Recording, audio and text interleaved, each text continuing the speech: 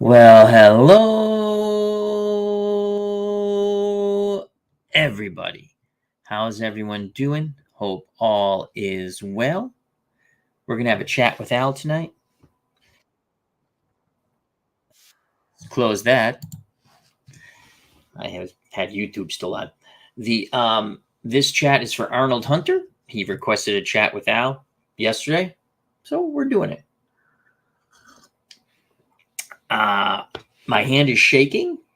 We did a lot of leaves today with the blower. God, I hate doing leaves, but it's almost done.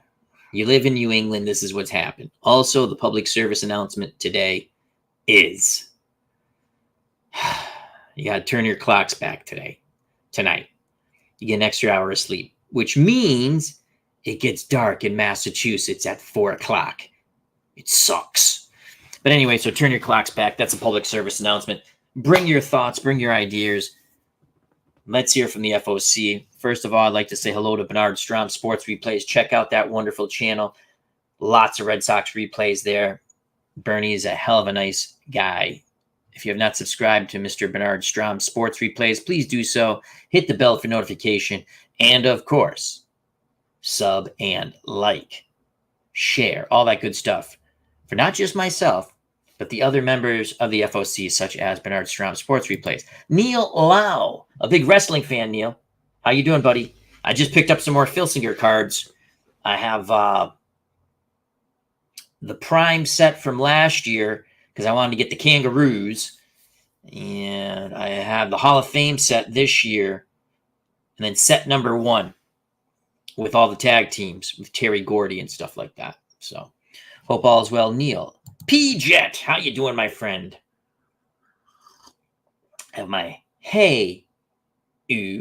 my AEW mug. I have many an AEW mug. RJ City makes me laugh. Thomas Bartlett, how you doing? Oh, Nelly. Here, Hi-Li Heyday. How you feeling, my friend? Hope all is well. Very happy. I'm following you with the posts there regarding your health condition. Hope all is going well, and you're here, so I'm going to assume all is going awesome. God bless you, my friend. Remember to check out Hi-Li Heyday. Bernard Strom, Sports Replays. No snow, no leaves. Best part of leaving Mass. Still miss the food 44 years after moving. Our good friend Bernard is in Nevada. I think it's Las Vegas, Nevada. Viva Las Vegas. So, we did the leaves today. The dog was hilarious. Well, first of all, on the first bag of leaves, after, blowing them all over the place, you blow them to one side of the fence and you blow them to the middle. So I had 3 big, huge piles. And then you blow the other, other fence to the other side of the fence. And the dog was hilarious. He has a little area under the peach tree. So I was blowing the leaves away from under there. And we'll get to that story in a moment. The very first bag of leaves I bent over, I had a slight rip in my working jeans. Well, they just went and they ripped. So my mudans, my underpants were just showing it. I didn't give a crap. I was like, I'm not going into change. So I ripped my pants. The dog wouldn't stop barking. I think he was barking because he was laughing at me, but we had to ban him, stick his ass in the house a couple of times. And then when I was almost done, I'm blowing the leaves out from the peach tree, which he's dug a hole. It's like one of his favorite places to go play. It's like, oh my God, that monster attached you is attacking my house. And he was attacking the blower. It was pretty funny. So anyway, I wish I recorded that because that was funny. Hi-Li Heyday says, thank you, Al. God bless you too. Thank you. So I'm glad to see you here. Looking forward to when you're able to get some more cricket on the channel and some Hi-Li on the channel and what other cool games that you look to play. And most importantly, we're very happy that your health is going well. That's awesome, my friend. World Series ended. Hats off to the Rangers. Nate Eovaldi. Why can't the Red Sox have a pitcher like Nate Eovaldi? Oh, wait. We did have a pitcher named Nate Eovaldi. Nate Eovaldi, 5-0 in the playoffs. I'm so glad that GM, President Bloom, whatever the hell that guy's name is gone. Absolutely awful when it came to putting together the Red Sox team. Didn't re-sign Kyle Schwarber, and I think that was slightly before him. We didn't re-sign Renfroe. We didn't re-sign a lot of guys that we could have re-signed. You should see how many ex-Red Sox were in the playoffs from the team that lost to Tampa Bay in the American League Championship Series just a few years back. Again, they can blame it on the president GM guy who just got fired. I already forgot his name. Good riddance to him. God bless him, but good riddance. Go elsewhere. You're in Boston. You have to put a winner together. You can make fun of the Yankees all we want. At least on paper, they put together a good team. They all got hurt and they all got old. But at least they had a good team on the field, on paper. The Red Sox wouldn't even have to spend a lot of money to keep Nate Eovaldi, to keep Bogarts. We went out and got Trevor Story. He stinks. He's awful. He's hurt. Now they're going to move on from him. Typical Red Sox. No matter. And the owners were like, well, blah, blah, blah. Dude, it's your fault. You own the team. Spend money. Smart money. Okay, you didn't want to give Mookie Betts $300 million. I didn't want to give Mookie Betts $300 million either. I'm fine with that. Bye-bye, Mookie. Good luck. Enjoy LA. Become a whack job on the West Coast, which he is. You shut up and play baseball. That's all I say. The Red Sox better put together a better team next year. Makes no sense what they do. So Breslow's the new president GM. Again, whatever. It's a GM, the guy who makes the decisions when it comes to teams.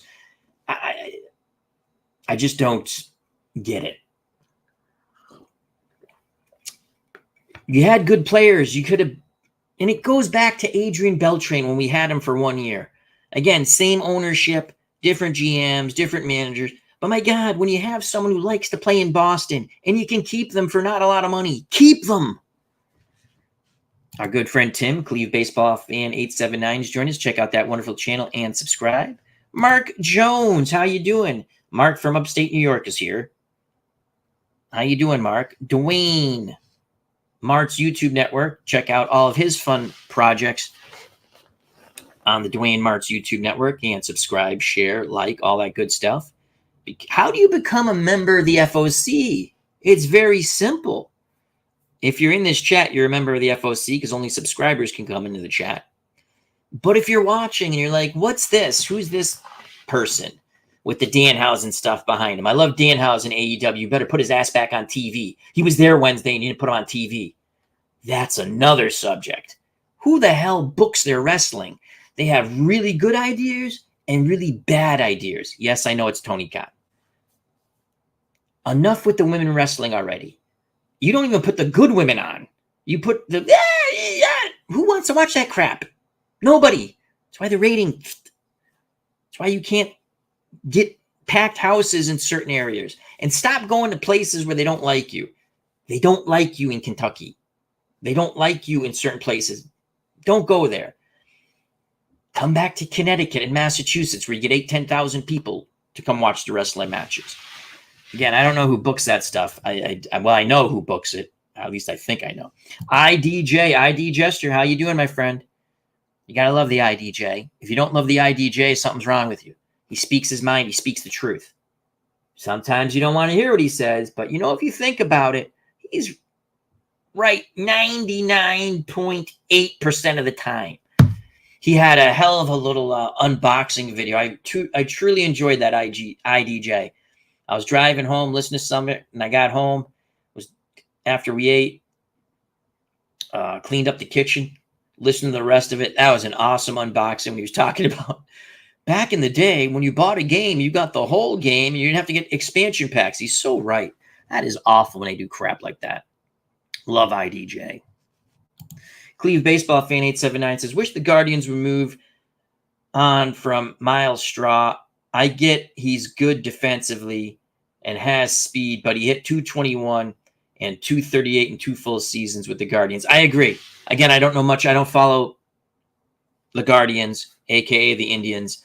I don't follow much baseball like I used to, but I'll take your word for it. There are teams you just got to move on. Trevor Story stinks. I didn't want him to begin with. We should have kept Bogarts. We should have paid him his money. At least we locked up Devers. We should have signed Kyle Schwarber. I said this stuff before. We should have kept Nate Eovaldi.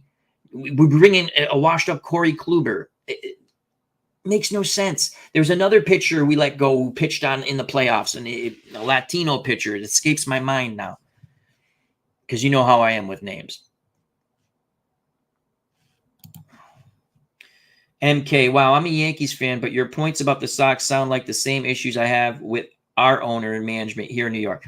But MK, on paper, they put together all those players on paper were good. Unfortunately, and I don't hate the Yankees. I mean, I say that. I don't hate them. I don't root for them. I used to get into discussions with fellow Red Sox fans and Yankee fans like, oh, I hate George Steinbrenner. George Steinbrenner, all he wanted to do is win. Maybe he didn't make the right decisions all the time, but the decisions he made, he thought were the right ones. My favorite team was Team DH when they had Ron Kittle and Steve Kemp and all those other. They had a bunch of guys who could, on paper, smack homers, couldn't field worth poop. But MK, what the Red Sox did is stupidity. You don't have to spend a ton of money. You can spend money, but spend it wisely. They didn't spend on anything. They acted like they had no money. And then the owners blamed the GM, president guy who they fired, which was the right thing to do. And again, I was not a fan of his. I guess our minor league system's better. Big whoopee ding dong. When you're the Red Sox and when you're the Yankees and the Dodgers, we'll use those three franchises. I'm probably going to piss off some people, but your fans want you to what, people? Your fans, as all baseball fans want, they want you to win. Put a good product on the field. If you don't put a good product on the field, then don't complain. And it's bad enough. It's tough for me to watch any baseball because, after 5 innings, the pitcher comes out. Hell, sometimes after 4 innings, the starting pitcher comes out. He's hit his 83 pitches.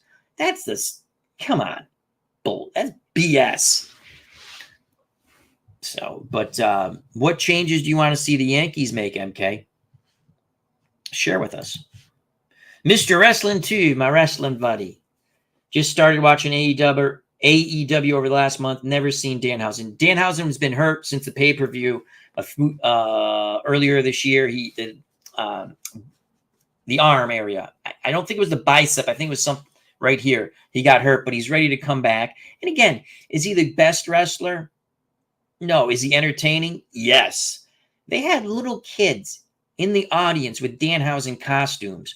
The dude reeks of Halloween, right? You just look at him. It's Halloween. He's in the back. Send him out. MJF is looking for a tag team partners. That storyline's fun. Some people don't, with the whole Roderick Strong thing. Okay, they went a little far with that. With Adam. It's kind of goofy and fun. MJF end up tagging. If you don't know what I'm talking about, he had to find 3 tag team partners to fight to face off wrestling against this other group of guys. I'll leave it at that. So everyone hates MJF except a few people. Well, except one person in the storyline. You could have had MJF as he's looking for tag team partners, right? Have Danhausen just come out, like in the back and tap him on the shoulder and go. If you've never seen Danhausen, he's quirky. He can wrestle. I'm not saying he can't wrestle. He can wrestle, but he's an entertainer, and he gets big pops from the audience. We've met him. We saw him wrestle in person. We've also met him. Very nice guy. Tremendous with the fans. You had him in back. You didn't even let him come out for the fans. There's little kids dressed up like him, holding up signs. Danhausen. Come on, Tony Khan. And I like Tony Khan.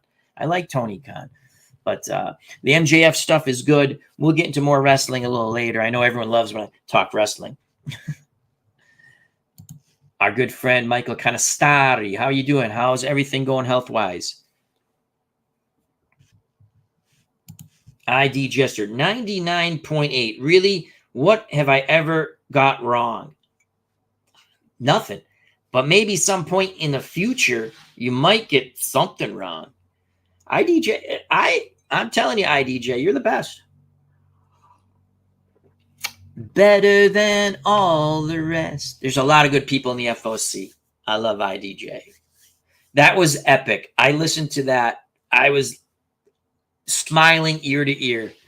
Listen, I just love the back in the day, and you're right. He's right. These adventure games come out, and again, I don't play a lot of them. I mean, I have Risk over here. I haven't even opened that Zombie Risk. I'm going to play it. I think I'm going to put it over here. Maybe we get a little bit on the channel, maybe.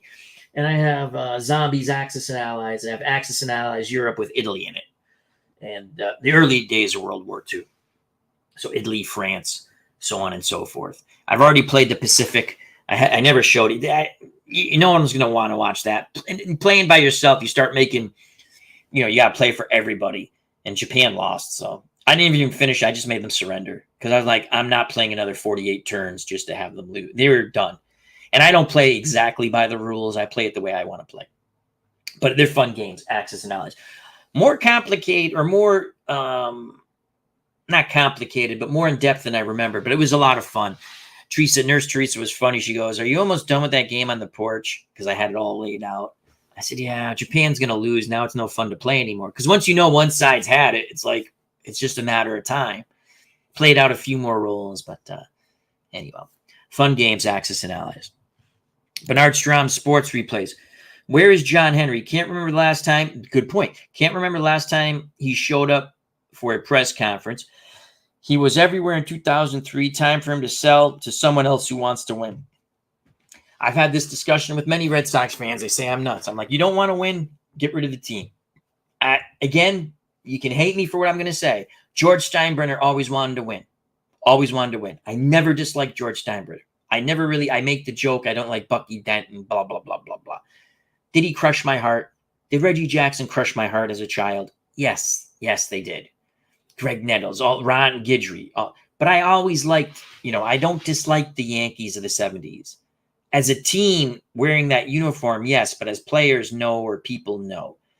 And after reading Greatest Game, they have a series called Greatest Games Played, and it was a 78 playoff game, and I've talked about it before. They would give you an inning, and then they give you a little bio about players, things that happened in that inning and the players, like your bio of Mike Torres. The Bucky Dent bio was incredible. I can't dislike him anymore. And I never really disliked him, but I mean, I really can't dislike him after his reading about it. And I didn't know any of that stuff, so that's cool about his childhood. MK says, Brian Cashman has to go. He's had his day. But it's it. MK, the Yankee fan, says, time to move on and try something new to run the ship. I don't disagree with you there. And he had a hell of a run. And again, this goes out to anyone who's a baseball fan or a Yankee fan or a baseball fan in general. The Yankees team on paper looked very good. The Red Sox team on paper, we're talking about the year that just passed, the season that just passed, was not very good. It was bad.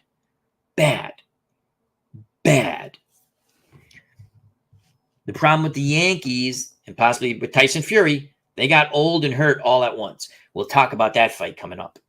The fight with Ngannou, which I thought Ngannou won. I thought they robbed him. Was it the best fight? No, it was interesting, but I thought they robbed him. Tyson Fury looked awful in that fight. I don't know if he was sick or it happens in boxing. All of a sudden you get old. You hit the I'm old, and that's it.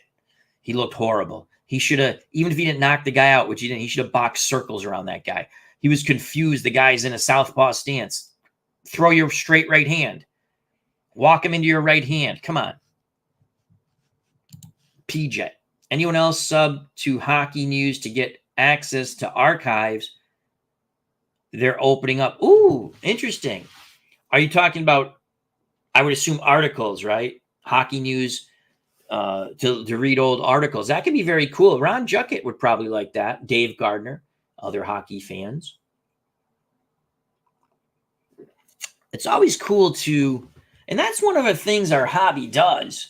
There'll be players, or whether it's boxers or wrestlers. I know wrestling's not a real, it's athletic and it's entertainment.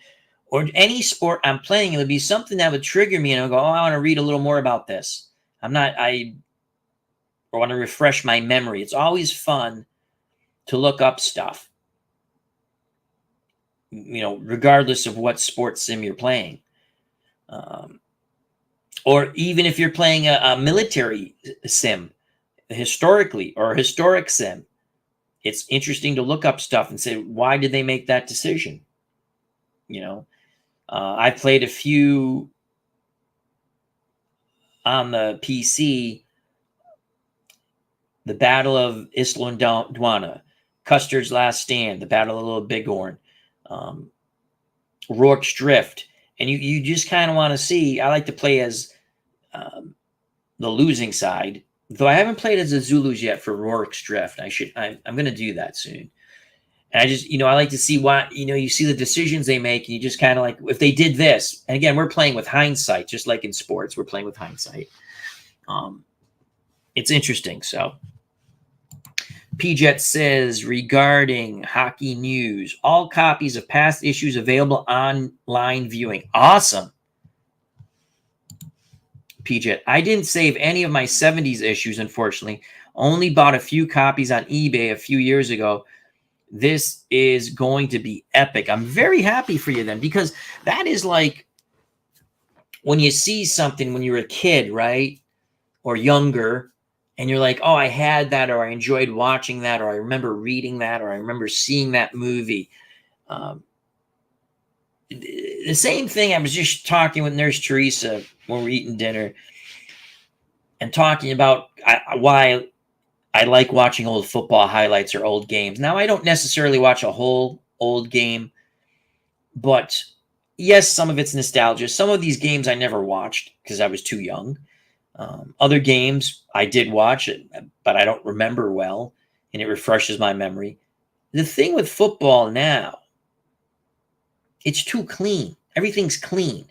They try to do too much with the broadcast. The broadcasters talk too much. They talk way too much. That's why they're horrible. They don't tell you about the game.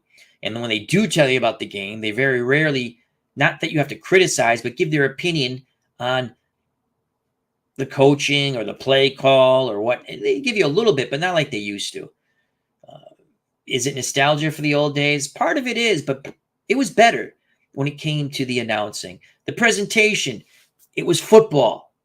And they gave you, the TV presentation was football, not entertainment, because football in itself is entertaining when done right. And you just see that. And they played on dirt fields, and they played with weather. Not all the time, but they had it. And it just, something to it. There's something to it. And again, when you have situations that you think you can pound the ball for 2 yards, for God's sakes, you have 300-pound effing linemen. I don't give a crap what the defensive linemen are. I don't give a crap how big the linebackers and how fast they are. It's literally your 5 guys have to come off that line and hit somebody. You watch football now. Could they knock my ass over? Yeah, but I weigh 180 pounds. So that's not a big whoopee ding dong for those guys. My God, your 300-pound offensive linemen have to come off the ball and hit. The running game can still be successful. All you have to do is go block somebody and hit them. You watch teams now. I watch a lot of games, and mostly it's a red zone stuff. So you're seeing them, the NFL red zone. You're seeing the action portion, the scoring. Like when they're in the red zone, and these guys can't block for a freaking first down on a. I get it. They're looking for the run. I get it.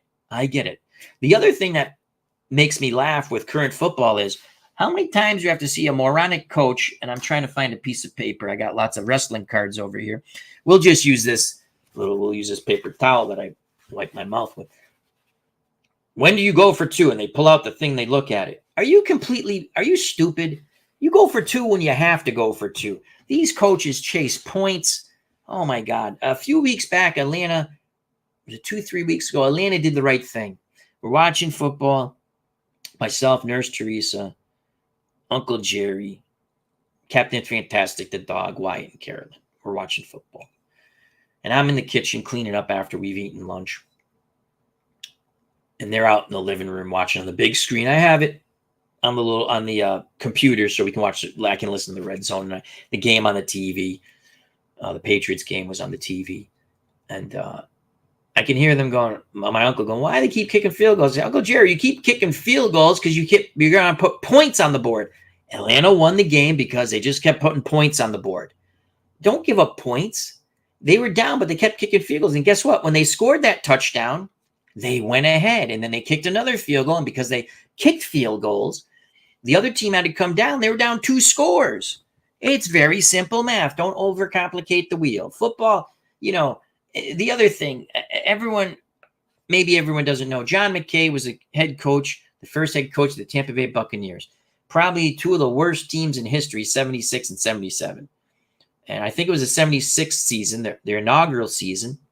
John McKay, I think it was that season, they asked him, how do you feel about the execution of your team? He goes, I'm all for it. He was able to have a little comedy there, and obviously he's upset his team keeps losing, but at least, you see Bill Belichick in these press conferences. Bill, shut the hell up and go away. I'm done with him too. I was done with Tom Brady a few years back. Thank you for the Super Bowls. People, I'm glad he left. Let's get back to having fun playing football. That's the problem. They don't have fun playing football anymore. Part of that is the league doesn't want them to have fun. They want a very, coaches have to wear their NFL attire. You can't even wear a suit if you want to be different. They all look like they're 12 years old, these coaches. They all look like they're playing Madden. And yes, they're smarter than me. They're NFL coaches, but they're not that much smarter than any of us, believe me, to see their asinine decisions that they make. Bernard Strom Sports Replays. Would not be surprised if Fury loses the heavyweight title in February to Usyk. Could happen. I still think he has I still think he can beat Usyk. But did he get old? His wife's not happy. I was reading that article, a little bit of it. She wants him to retire. She wanted him to retire before. Now he wants to have 3-4 more fights. And if you know anything about Tyson Fury, this goes out to everyone, not just Bernard. And I'm sure Bernard knows about this. He has depression issues. I don't know if something was bothering him. He fought horrible. And again, the announcers were like, every once in a while, the southpaw stance, it's disrupting him. Walk the guy into your right hand. He should know what to do with the southpaw. You throw lead rights. I get it. Inagu, and I apologize if I don't pronounce his last name correctly. Francis fought very well for a novice. Second half of the fight, no one pretty much did anything. I agree with Eddie Hearn there. Eddie Hearn's licking his chops now to make a fight with Fury and Anthony Joshua. I still think Fury would beat Anthony Joshua, though it would be a much more interesting fight now. I think they'd pack Wembley and make $1 gazillion. Or if they fight in Saudi, they're going to make $1 gazillion. Or give Inagu a rematch. Eddie Hearn's a promoter of Anthony Joshua in the Zone Boxing. Excellent promoter, puts together very good fight cards. Really enjoy his fight cards, Eddie Hearn. He was saying even AJ, hell, if Francis wants to fight AJ, my guy will knock him out in 3 rounds. Probably would. I think it was a combination. When Teresa and I were watching, she goes, something's not right with him. I go, I agree. He was not in a rhythm. And again, like he said afterwards, you have bad nights, and he had a bad night. He came away with the decision. Did I think he win the fight? I thought he lost by 2 points. At worst, it should have been a draw. And that's robbing the guy still. And I don't want to hear about punch stat numbers and all that crap. Fury, did he win the last couple of rounds? Yeah, he did. And he fought. The fight wasn't fantastic. The first 5 rounds were okay. And then it was interesting down the stretch to see if Fury was going to come, knock the guy out. So, but I think Usyk is not a power puncher. Usyk will try to outspeed Fury. And again, if Fury is old, meaning you're done. It just happens in boxing. That's one of the sports where one day you're done. You're just done. You just can't turn back the hands of time anymore.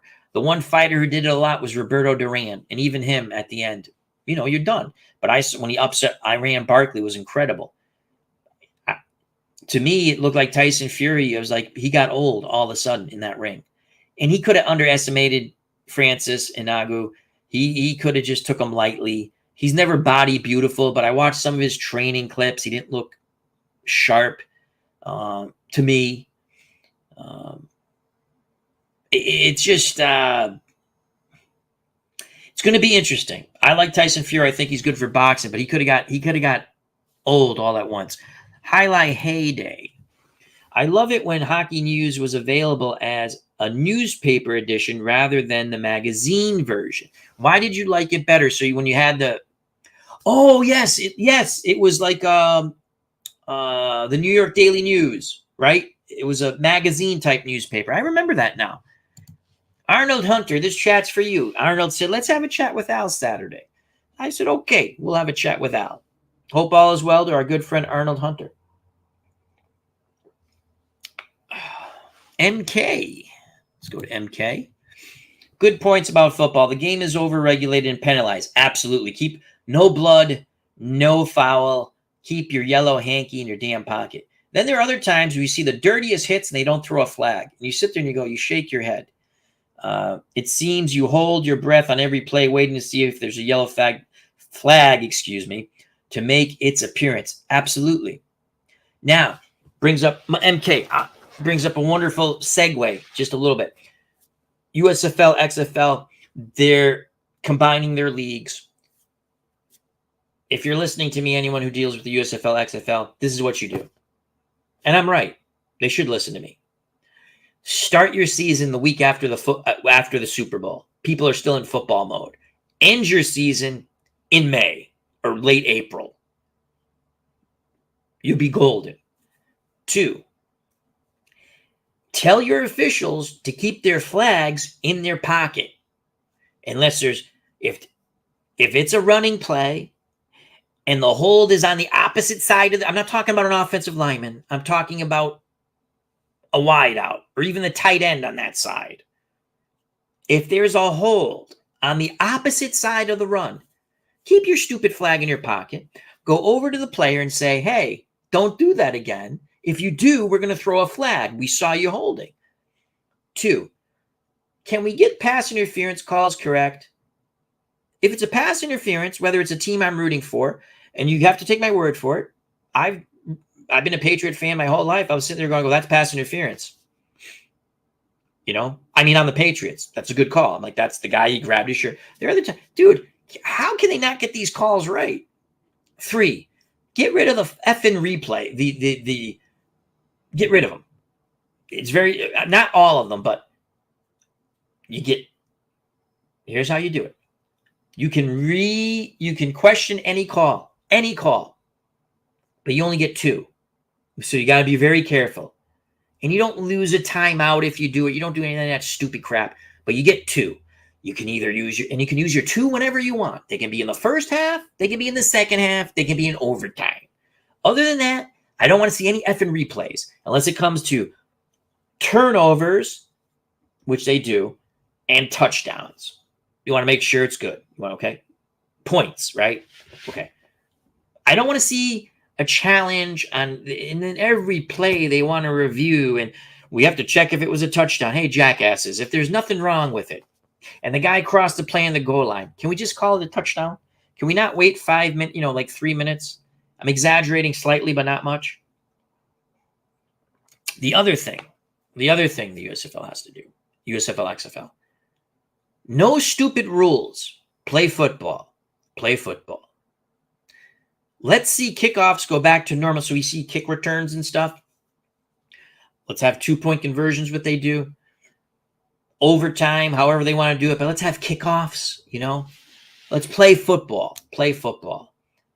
The other thing, when you have your draft, you need to rig your draft. I know this sounds horrible, to put players on teams where it makes sense that they might draw people. They did this in the American Football League. They sort of fixed the draft in a way to put players on certain teams with agreements. They all agreed upon it. It's not like one team did it, but they did it with certain players because you're trying to build your audience.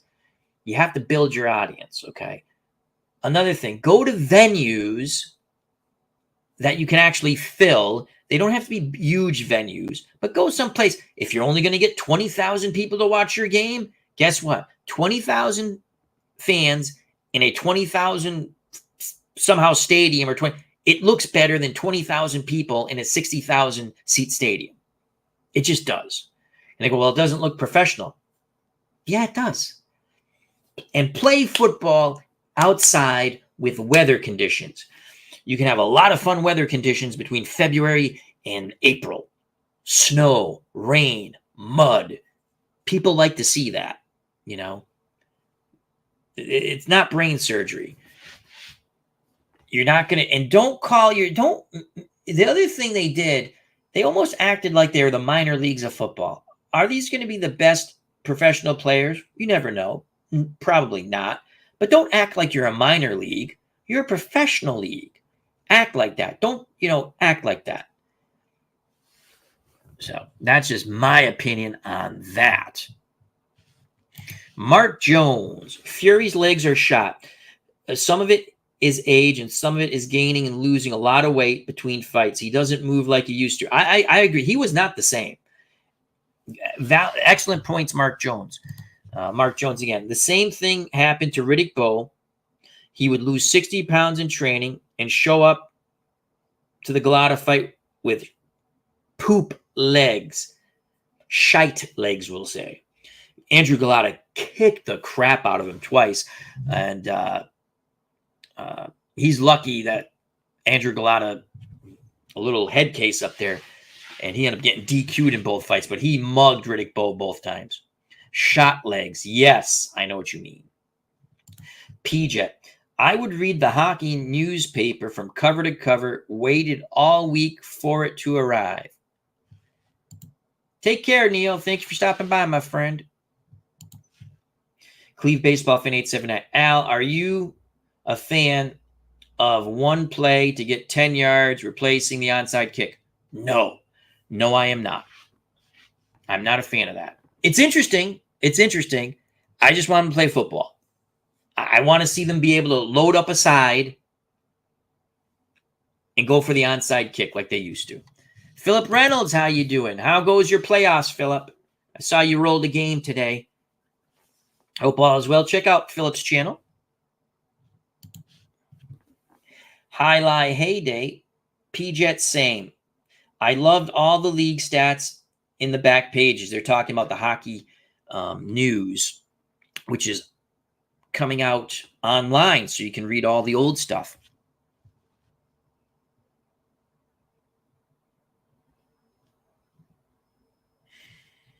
Bernard Strom sports replays. Tatum hit 3 at the first half buzzard. Celtics scored 70 again in the first half. Hope they can play like this in May and June. Absolutely. This Celtic team right now is a juggernaut, and they're starting to gel. Like the first couple of games, they didn't gel, and they still won. But this Celtic team is right now. And again, Bernard, our good friend Bernie, Bernard Strom Sports Replays. Remember, check out and subscribe to that channel. Hits it right on the head. Can they play like this in May and June? The team is good. The moves they made, I hated seeing Smart go and Williams, but the moves have been very good.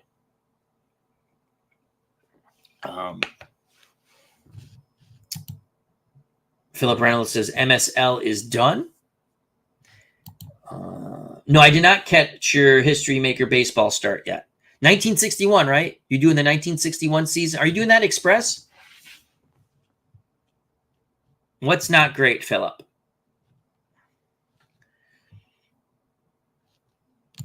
So again, like with any sport, you want to play your best at the end. You know, you want to be hot at the end. It was funny. People were talking about, and it was on Facebook in the Facebook sports groups, the sports sim groups. I think Bernard, did you post it or repost it? You know, like the best teams are not in the World Series, record wise, I guess. And my point with that, and people were talking about that at work too. I said they are the best teams. They won in the playoffs. That's the way it's set up now. That's the way it's set up. They won. You get through the playoffs, you're the best teams. When people say the Giants weren't better than the Patriots, who were 16-0 in the regular season, they win the playoffs, they lost the Super Bowl. The Giants beat them. The Giants are the better team. They won. And people go, well, they wouldn't have won 9 out of 10 times. Doesn't matter. They won. They're the better team. They're the champions. So Philip Reynolds says the first game was rained out. I don't do rain outs. Did you roll the dice to get the rain out? I don't do that stuff. I love History Maker Baseball. I picked up the Cooperstown sets. I'm splitting them out. I like the way they did that. Like they have footnotes. Like that's Mark the Bird Fidrich, one of my favorite players of all time. The bird is the word. So I'm splitting them out. And I love these cards. They're big. The one thing I would do if I was them, I'm glad they're doing, I would make all my cards like this if I was them. It might bring slightly more expense to it, but I think people are willing to pay. I would put some stats on the back too. That's just me. I also had what's it called here? This is like a little how-to guide, little charts, so you can actually take baseball cards and you use the charts and you can play a game. I haven't done that yet. And once I get a hang of it, we'll put that on the channel. I'll grab some of my old baseball cards, separate them into, pitchers and infielders and outfielders, catchers, so on. And I'll just flip around and take 9 guys. We're not going to, no subs. And we'll have a DH. We might even do an extra hitter like softball. And the pitcher, you get a pitcher, 2 relievers. And we'll have some fun with this. So I really do enjoy the play games. I got to get back into learning the soccer game because I really want to play the Pele. I played a half and then I played like a practice game. I'm not feeling comfortable with it. I still mess up on some things, but I haven't put in the full time like I've done. I love the tennis and the golf. We got to finish our golf tournament. We will. I love the tennis. I love the base. I really do enjoy the games. P-Jet says, rain out. Gotta love History Maker Baseball. I just want it done at Phillips.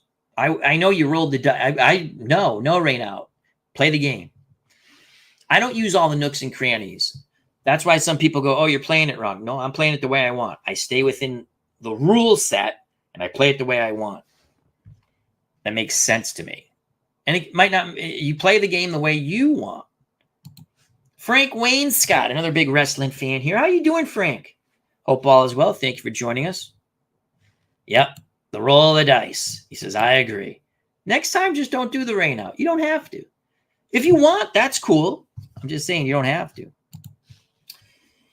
Cleve Baseball Fan 879. Once again, good to see everybody. Lost a couple of sports people on Wednesday that I didn't see. Former Red Sox pitcher. Oh, no. Dick Drago passed away? I didn't know. 78. God rest his soul. I didn't know that. Thank you, Tim.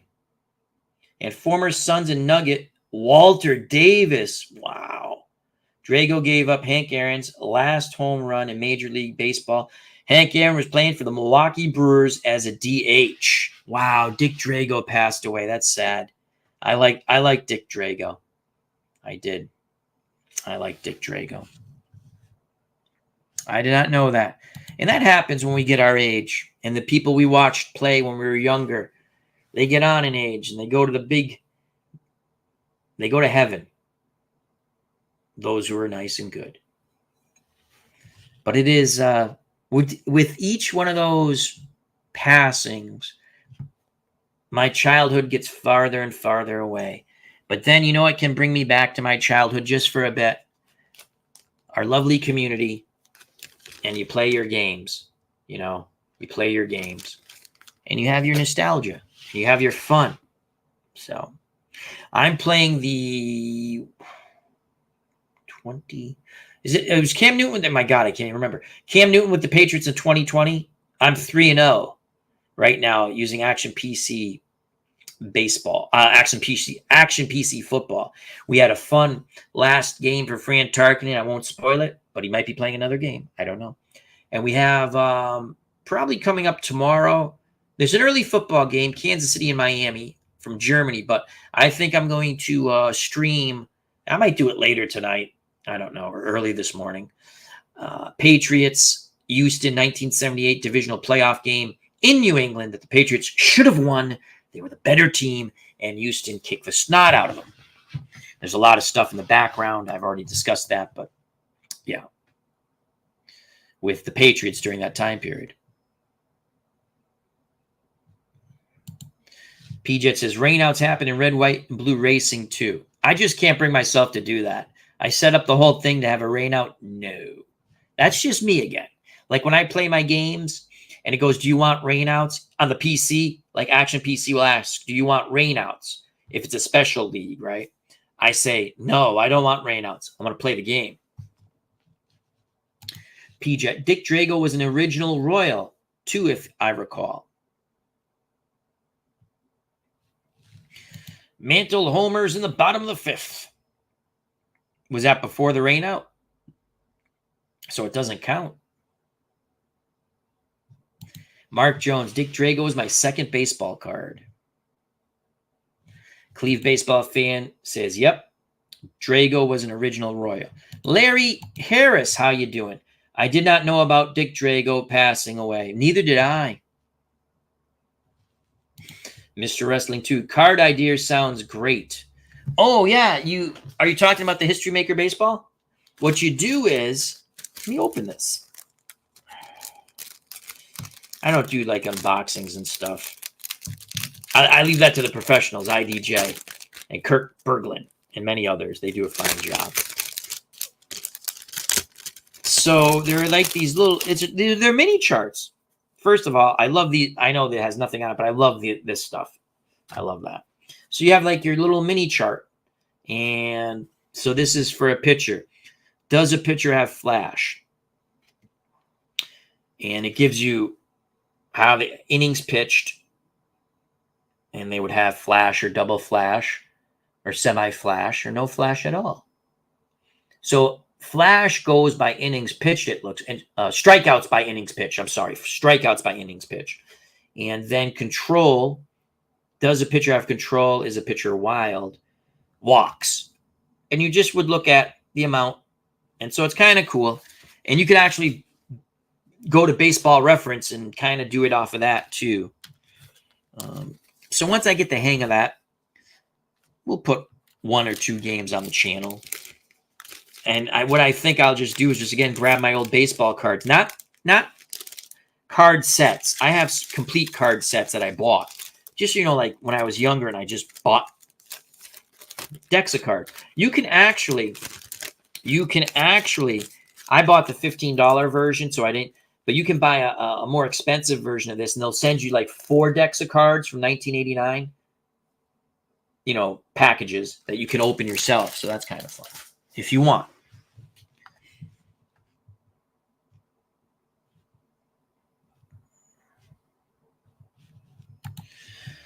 PJ Drago's best year, 17-11 with the 71 Royals.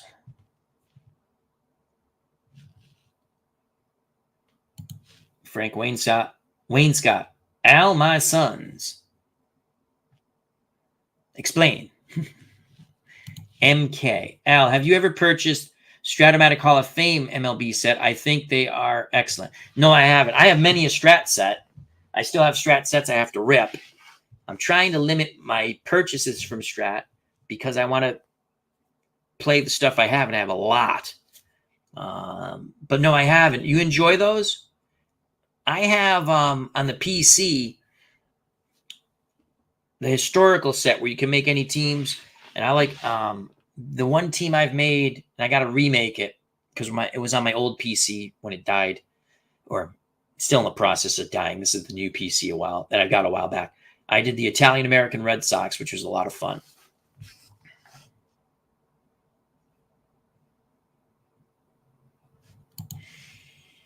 Joel Horland, 20. How are you? He says, wasn't Walter Davis known as the Greyhound, underrated player?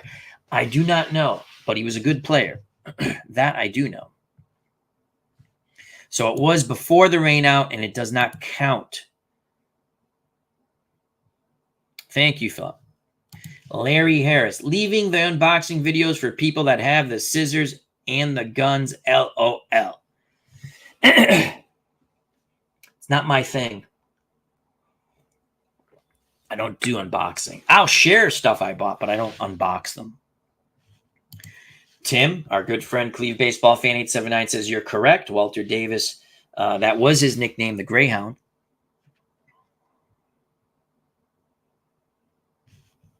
Oh, excellent. Frank Wainscott says, Al, my son scored his first college touchdown in 28 games. When he is done with football, he is going to be a nurse. Awesome. Congrats to him. What position does your son play? And hats off to him to going into the health field to help people. Cleve Baseball Fan 879. Walter Davis is still the all-time leading scorer for the Suns. That is until Devin Booker passes him.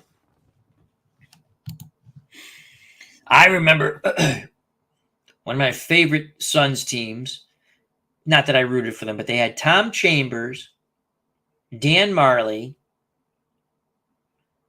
the round mound of rebound, Charles Barkley. I'm forgetting other players, but that was a team that lost to Chicago, the Bulls and Jordan. I think the Bulls beat them 4-2.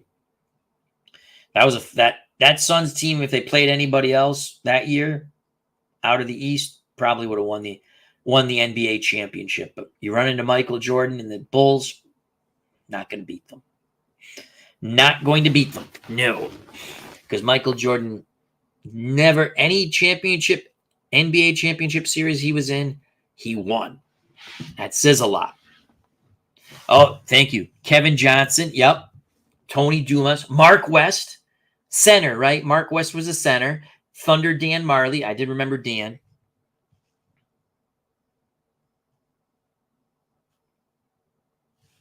Frank says, wide receiver. Awesome.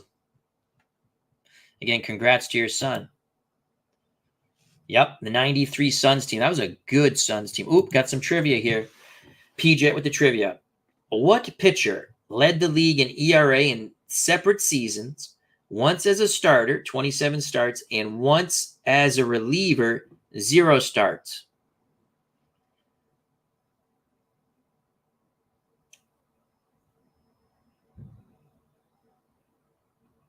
Wow.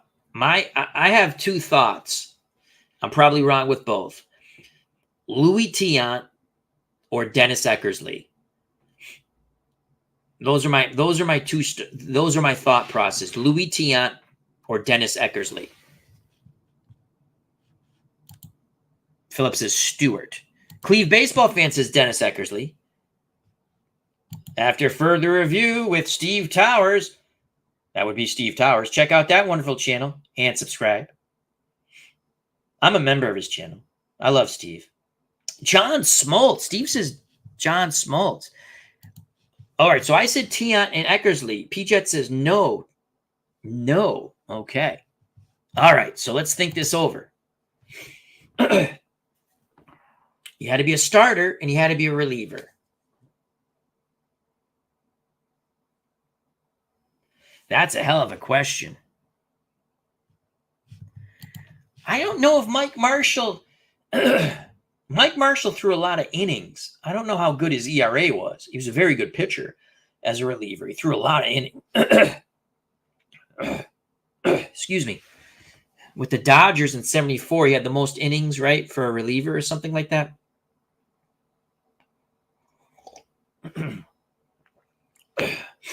All right. That's a good trivia question. Let's go back to it. So I said Tiant and Eckersley because Tiant did pitch out of the pen for the Red Sox when he first got there. And he was with Cleveland, he was a dominant pitcher before he hurt his arm or had an injury. I assume it was an arm injury.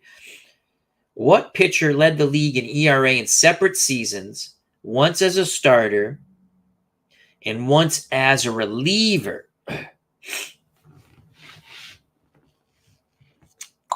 It's not Louis Tiant, it's not Dennis Eckersley, and it's not John Smoltz.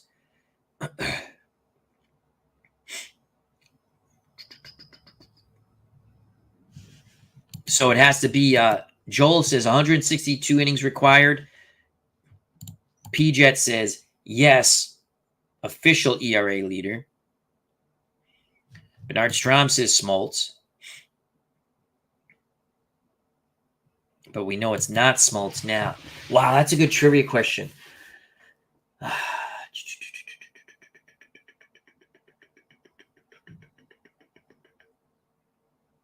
Wilbur Wood. I know it's not Wilbur. Wilbur Wood. Why not? Knuckleballer. Started off with the Red Sox. Went to the White Sox. Wilbur Wood.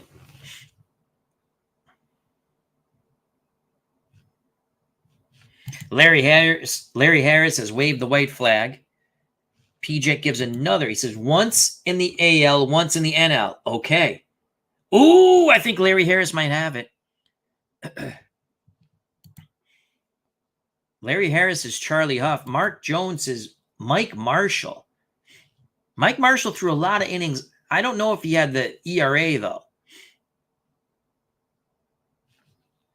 Yeah, it's not going to be Wilbur Wood because he didn't pitch in the National League, I don't think. Cleve Baseball Fan says, not Mike Marshall, Mr. Mark Jones. I don't think Walter Johnson pitched in the National Washington Senators was American League, and I don't think he pitched in the National League. I could be wrong. Oh wow, this is good. P-Jet, can you give us an era? Is it recent? Which I don't think it would be. Can you give us, like, is it the 70s, 60s, 50s? Oh, Dave Righetti's a good guess. That is a good guess, Frank. I don't think but that's a good guess. Headspun says Righetti. John Matlack. Mark Jones. Golden Goose, how are you? He says Larry Sherry. Larry Sherry's from the 60s, right? I've heard of that name.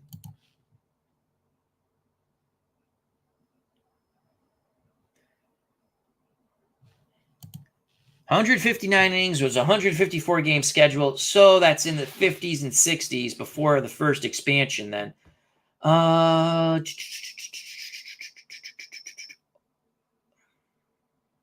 Wilhelm.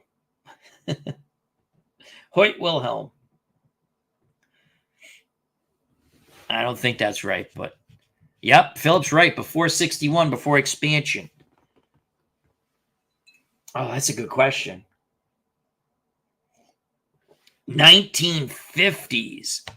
All right, 1950s. All right. Frank Wainscott goes Warren Spahn. Wilhelm. I was right. Hoyt Wilhelm. I did it. Yes. Yes. Hoyt Wilhelm. He was a knuckleballer too, right? I got it. Hoyt Wilhelm. 1952 rookie reliever, 1959 starter. I did it. Thank you. I did it. And see, people like Al doesn't know baseball. Yes, I do. I do. I know old baseball better than I know new baseball, because old baseball, up until these stupid rules they came up with, made sense. Up until, Nolan Ryan hit it out of the ballpark when Nolan Ryan said, when he was helped running the Rangers, I want our pitchers to throw innings, and that's how they learn how to pitch and get strong. It's very simple. If you're tired, you tell your coach you're tired, and you come out of the game. If you're pitching well, you continue to pitch. But he says there has to be communication with the player and the coach. This nonsense of a guy, you can see it now. A guy hits his 90 pitches. He wants out. He wants out. I did my job. I want out.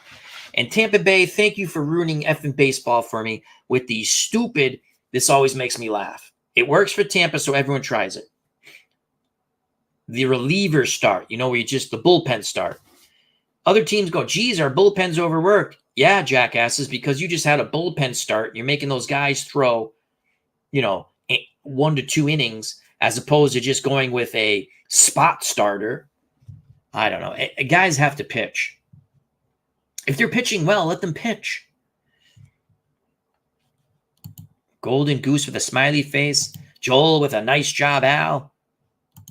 Larry Harris. That was a good piece of trivia. Liked it. That was awesome. Oh, I love having the trivia. Feel free to put trivia in the chat. It's awesome. Keeps everything flowing. PJ, it was the only season. It was his only season as a regular starter, right? Because he was pretty much a reliever. Our good friend Tim, Cleve Baseball Fan 879. Pitch clock went over really well after skepticism. Still hate the ghost runner rule. I like the pitch clock rule. I'll agree with you there. The ghost runner is a stupid rule. Get rid of it. Just play the damn game. Everyone's agreeing with the pitch clock. I like the pitch clock. The ghost runner stuff. This isn't Little League. Play the game.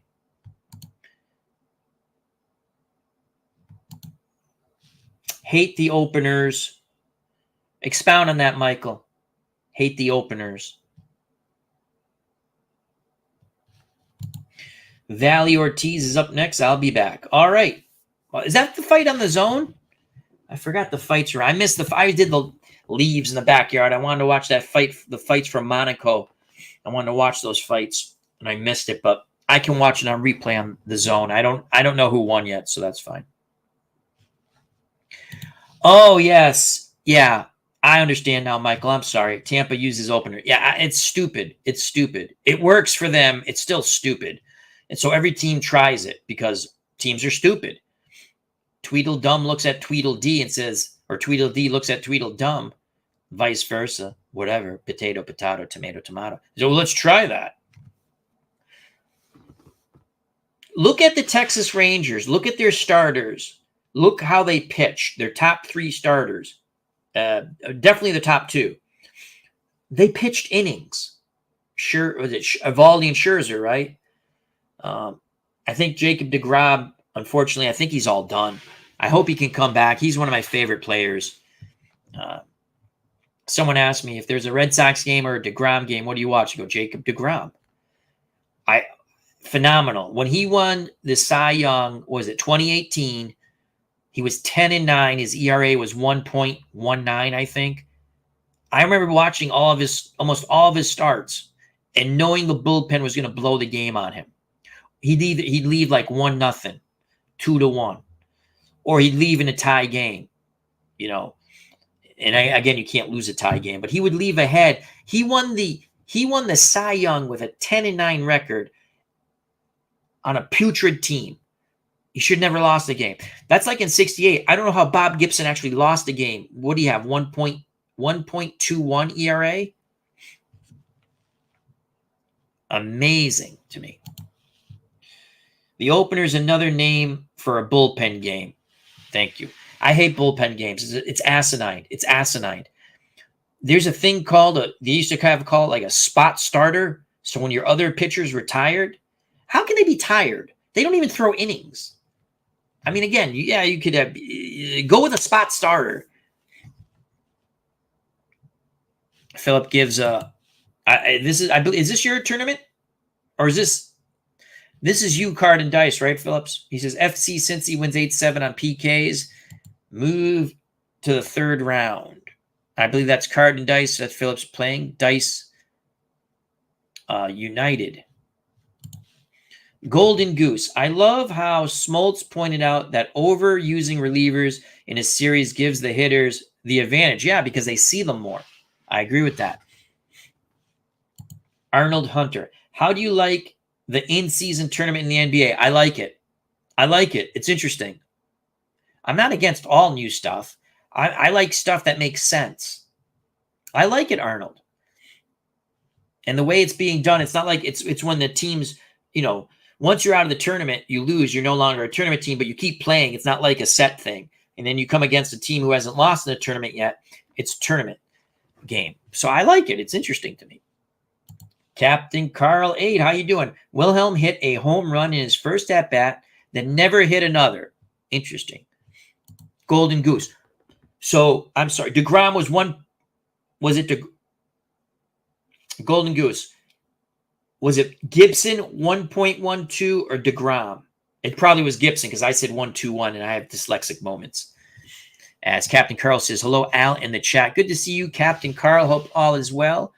Happy belated Halloween to one and all. Ooh, another trivia question.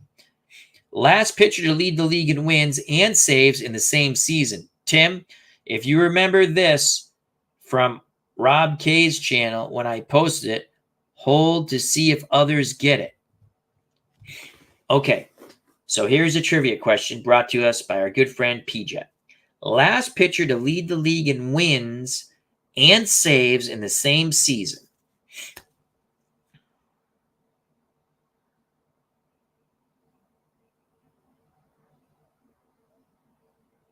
Goose Gossage. Goose Gossage.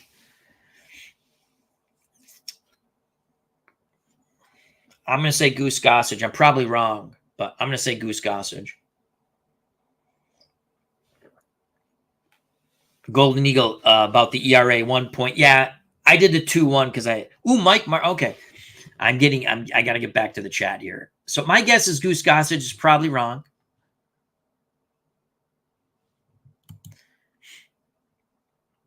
So I was going to spring that question later.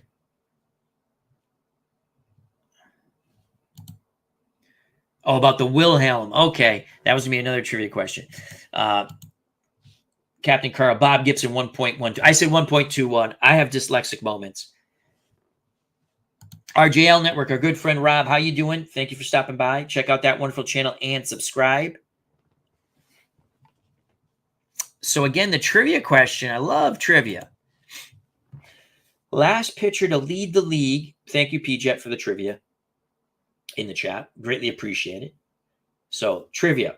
Last pitcher to lead the league in wins and saves in the same season. You know what? I think I like Michael Conestari's answer, Mike Marshall. I said Goose Gossage. I'm probably wrong.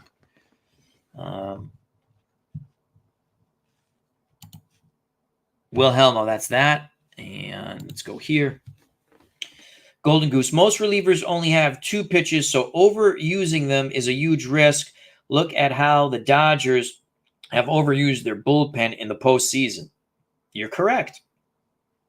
There's a reason why guys are in the bullpen, because they can't be starters. That means they don't have, usually, they're not the better pitchers. It doesn't mean that they're not good pitchers. They're just not starters. And the more you use them, that always makes me laugh when someone goes, our bullpen's overused. Well, yeah, your starter's going 5 freaking innings if you're lucky. That means you have to get, let's do the math, in a 9-inning game, if your starter goes 5, and that's a miracle, let's do the math. That means your bullpen has to go 4 innings. It happens game after game after game. And then if you have the nonsense of the bullpen game or the opener game, your bullpen throws more innings. Golden Goose, 1.12 for Gibson. You're correct. Thank you. Michael Conestari for the trivia, says Mike Marshall. It was before we were born. Okay. All right. Okay, so we're looking at 60s, 50s, and 40s. Ooh, God. 30s, 20s, but they didn't track saves until when?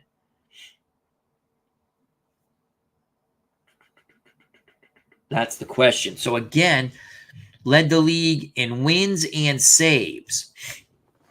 Oh God. I'm going to say, when did they start tracking saves for real? I can never remember that.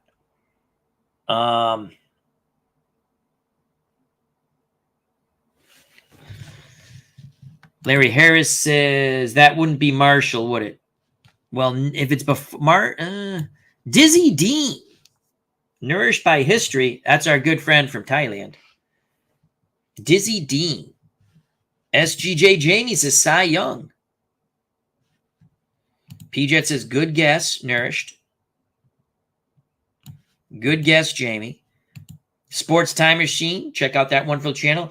He just did. I got to catch it. It was. I caught some of it before I did my stream. I'm not going to ruin it. It was a Patriots. Oh God, who are they playing? This is the Dolphins.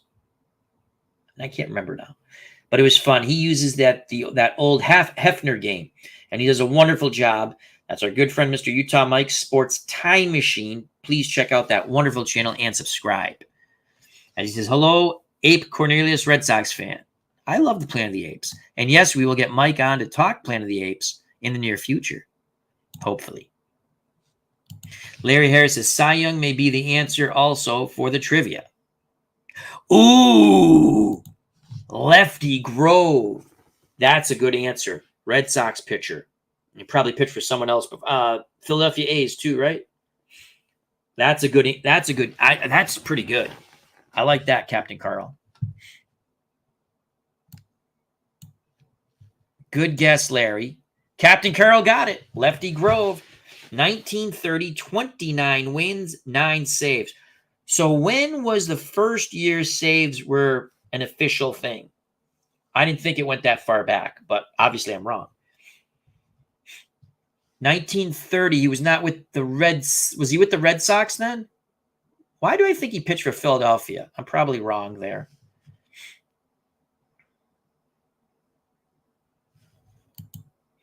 Captain Carl says he has that season. Good job by Captain Carl. Captain Carl got the second trivia. I got the first trivia. Multiple guesses, though, for me. But I did get it. 1930. Golden Goose says yes. Philip Reynolds says that doesn't help at all. 1969 for saves. That's what I thought. So that's what threw me off. You know, the officially keeping saves. Larry Harris. Al, the answer is already been given.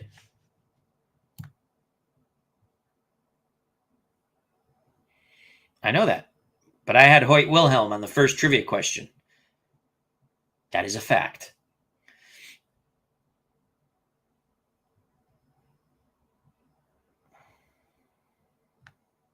So the trivia was Lefty Grove. The question, second trivia question posed by P-Jet.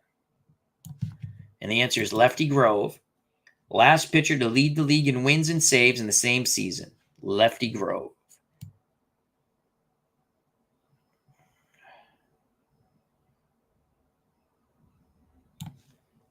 It was 1930. Lefty Grove, 28 wins, 9 saves.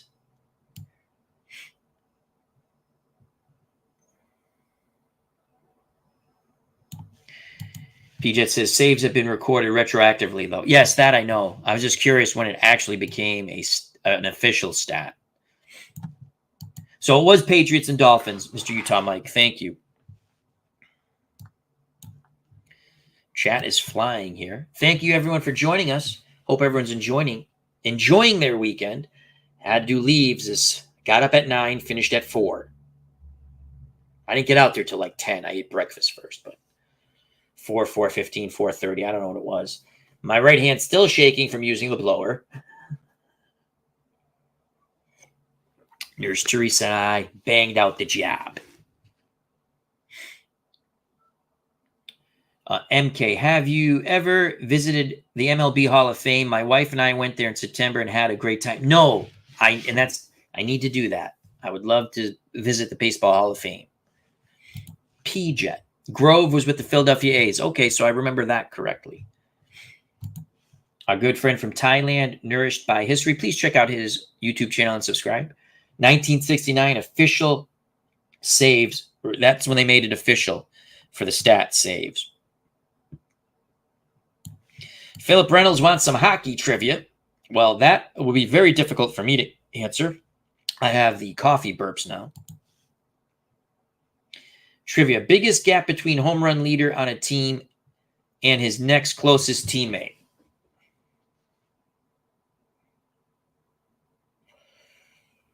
Barry Bonds. San Francisco Giants. Next closest teammate would have been Jeff Kent, I think.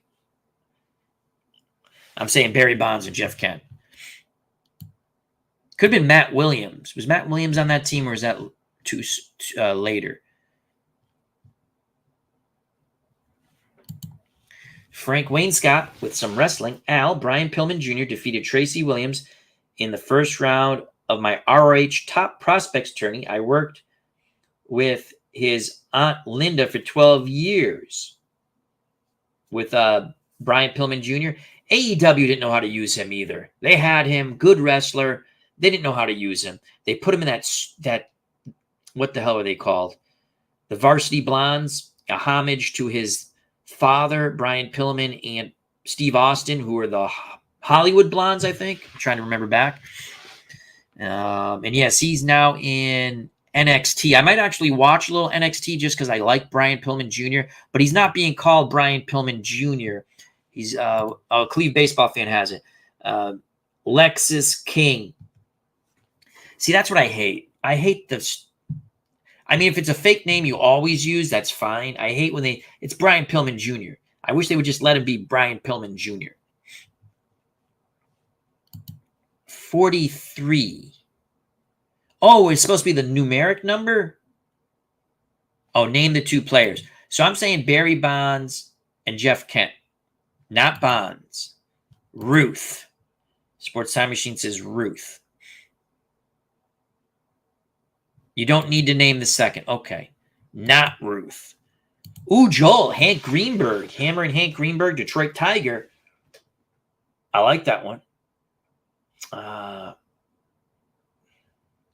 We know it's not Roger Maris and Mickey Mantle. SGJ Jamie. As a kid, my mom was bullish that leaves had to be picked up. We had a lot of trees, and my brother, dad, and me would spend a lot of Sundays raking and listening to the Redskins on the radio. Yes. Leaves. I was listening to I'm sure you guys, there's a classic baseball radio station on YouTube. I was listening to the 1986 Angels and Royals. The Angels there were 19 games left in the season. They need like 4 more wins to clinch the division. And it's not Hank Greenberg. Ralph Kiner. Michael Canisteri has his guess in as Ralph Kiner. We're going to have some more boxing coming up on the channel. I think my next boxing match will be, we're definitely have Legends of Boxing. We got to get back to our, just our universe. But I think we're going to do Glory Days Boxing in their primes. 10 rounds. Ray Mancini, Greg Haugen. They did fight. Mancini came out of, I think it was like a 4 or 5 year retirement. And he had fought Camacho. And he had been retired for that one before he fought Camacho. I thought he beat Hector Camacho. I thought Camacho ran the whole fight. Ironically, if Camacho just boxed, he would have easily I thought Mancini won that fight. But had Camacho just threw punches, I think he would have stopped Mancini on cuts. But yeah, I think we're going to do Mancini-Haugen in their prime, or possibly Mancini and Pazienza. We'll call it the Columbus Day Trophy match. Not Ralph Kiner. Mark McGuire. Mark McGuire. Frank Wainscott says Mark McGuire. P-Jet, the Trivia Master, says not Mark McGuire. Hack Wilson. That's a good. Head Spunt says Hack Wilson. Chicago Cubs, right? It's not Hack Wilson. Captain Carlos says Double X, the Beast, Jimmy Fox. So it's not Hack Wilson, not Jimmy Fox. Oh, boy, P-Jet trying to stump us here. He says, this is a tough one. He's laughing at us, and he says it's a tough one. Mark Jones. Primo wants Cooney in a third fight. That's our Legends of Boxing universe. Frank Howard, Hondo. I just saw a photo of Frank Howard. He was a big dude, which I knew. Standing next to Harmon Killebrew, and he dwarfs Killebrew. Unless someone did a ha-ha with the video, but my God, Frank Howard was a big dude. Nourished by History says Ken Williams with the St. Louis Browns.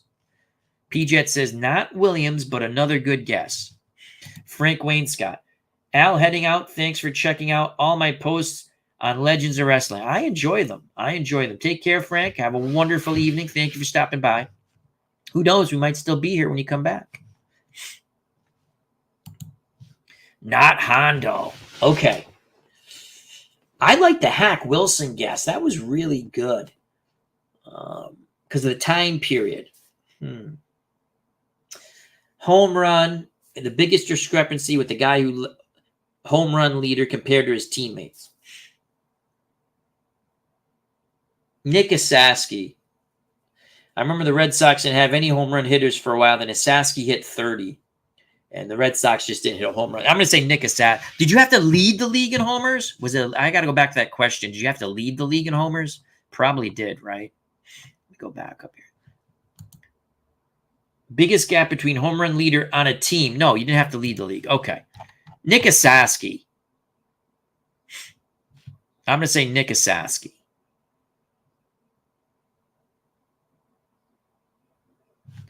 Sammy Sosa. The hint was the person a Cub?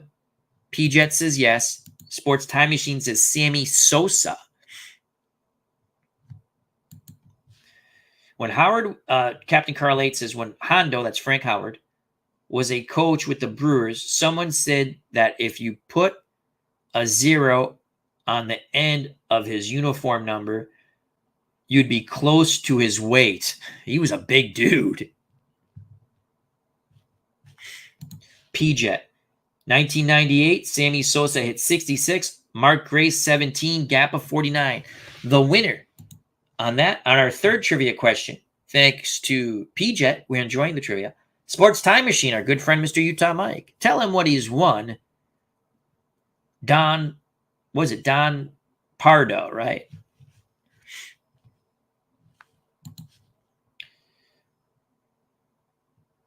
Nourished by History says Ruth 1920. Sosa is it. Awesome sauce. Great. I love trivia.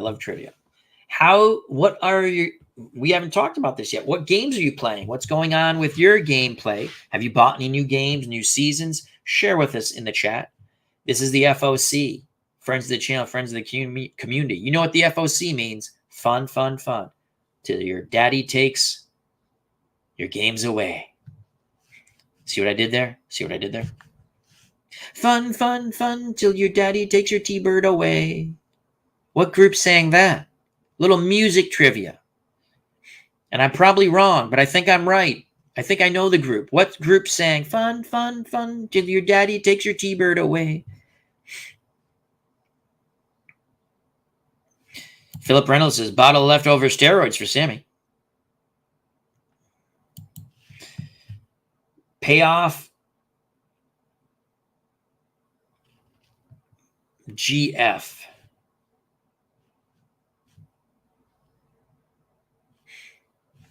Michael Canisteri, Beach Boys. You are correct. Tim, Beach Boys. Mr. Wrestling 2, Beach Boys. Philip Reynolds, Beach Boys. I guess my trivia is not as difficult. Golden Goose, Dynasty Baseball, Strat NFL. That Dynasty Baseball, I saw that on Digital Dice Facebook group page. Can you tell me more about that? I've never played Dynasty Baseball. Their cards are colorful, and I'm like a squirrel. I'm like, ooh, they're colorful. What season are you doing in Strat, Golden Goose? Tell me about Golden Dynasty Baseball, folks. Those who have played it. Larry Harris, Beach Boys. You are correct. P-Jet, I saw the Beach Boys with Chicago 1975 Madison Square Garden. Chicago opened for them probably, right? Sports Time Machine. Payoff Pitch 1978 newly released season. Cool. Ron Guidry, unbelievable in 1978. And then there was some sort of one-game playoff too.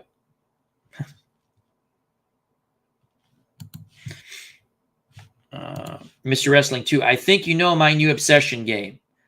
You are an obsession, my only obsession. I don't know who sings that with some chick. Yeah, I think it's Legends of Wrestling. Fun game. Good game. I'm back into it. I have all my thoughts in my head for my promotions. I love doing the wrestling.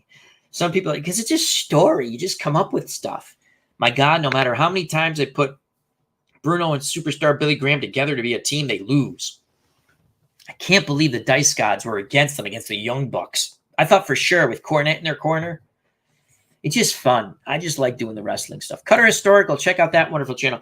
If you know my videos as of late, it's Out of the Ballpark 22, which I know, and Classic Soccer, Stone Cold Hockey. Golden Goose. 1974 Dodgers. Is that for Dynasty League? And you said you're doing Strat NFL. Speak of the English, Al. SGJ Jamie. Action PC 1981 and 81 International League and Pacific League just reached the strike stage for the big leagues. Cool. Cool. Now, do you play, like when I play a season, it's usually the Red Sox or the Mets. And it's not good Mets teams. I like to play bad Mets teams. I like to play bad teams to see if I can win. For ha-has. It's for ha-has. Because it's Monday morning quarterbacking, Monday morning generaling, Monday morning everything. I can mix and match. Can I win more games than they actually did? I like doing that. And again, I like to play sports horrors of the past. Can I correct it in the present? Horrors to me, not necessarily you. SGJ Jamie, do you play one specific team or do you pick a game or do you play all the games?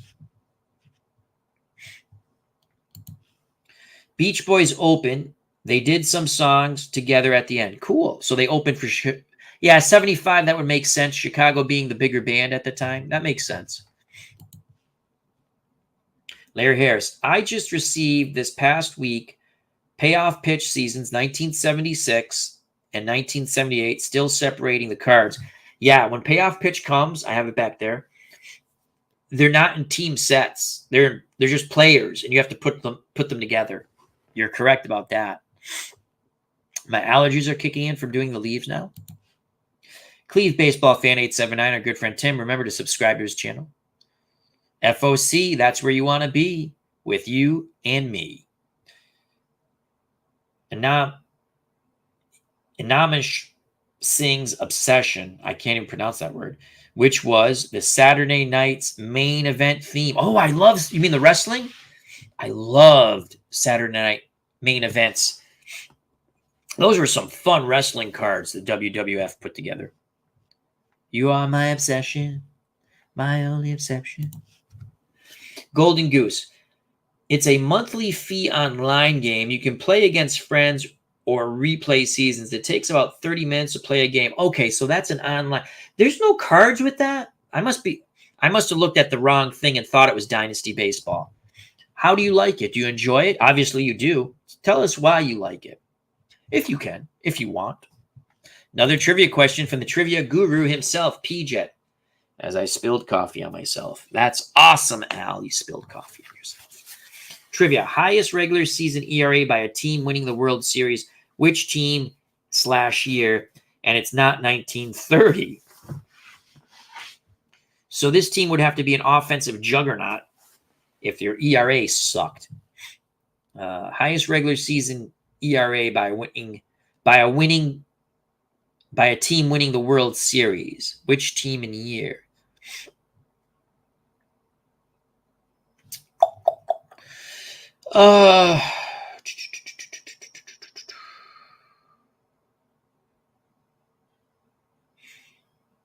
Good question. I'm going to say it's more modern baseball, would be my guess. I could be totally wrong. More modern baseball. So let's think about that. We'll keep that up for a moment. Another PJet trivia. A PJet special. Highest regular season ERA by a team winning the World Series. Which team and year? Hint, it's not 1930. I would say it's more modern baseball. Again, could be totally wrong.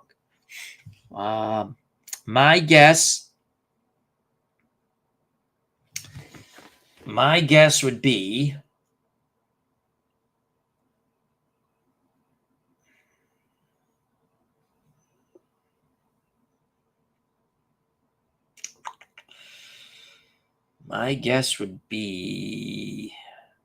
World Series team. They always had some decent. You always have good pitching. Wow, that's a good question.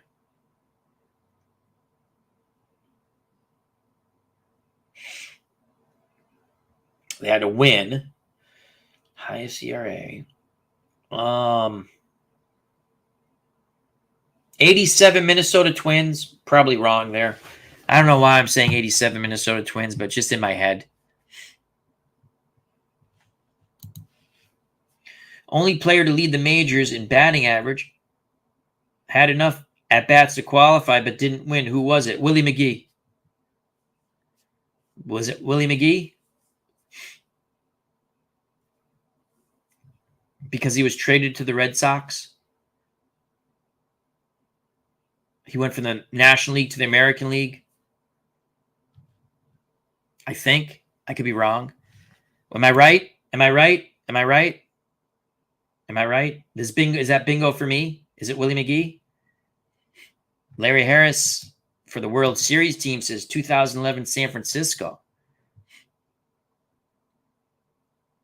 It is the 87 Twins. Holy cow. I got it. Headspunt got it. I was trying to think. I was like, their pitching was okay, but it wasn't great. And they hit well. I got it. 87 Twins. Woohoo!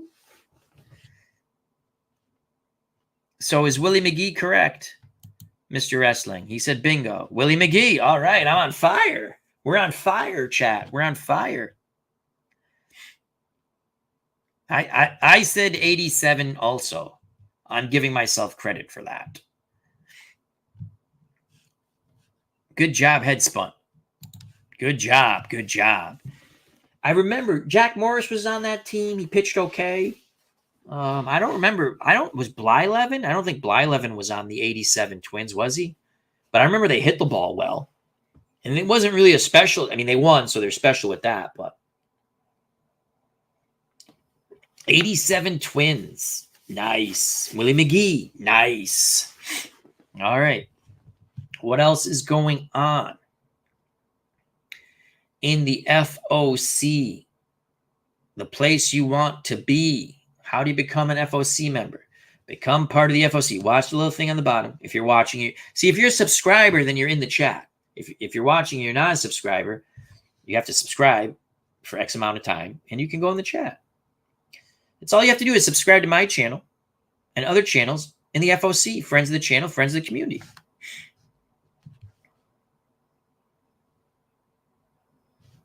Larry Harris, he was on the 91 Twins. Thank you. Yeah, I didn't think Blyleven was on the 87. I know he was on the Twins. I couldn't remember which one, which team that won the World Series. David Selensky, Dynasty Baseball is the new name for Pursue the Pennant. Okay, I've heard of that one. Been playing it since 1986 and love the game. The game playing cards. They are celebrating 40 years with return of charts for the board game. So it is a board. I thought, okay, so I did see that. I saw these colorful cards, and that caught my eye. I was like, ooh.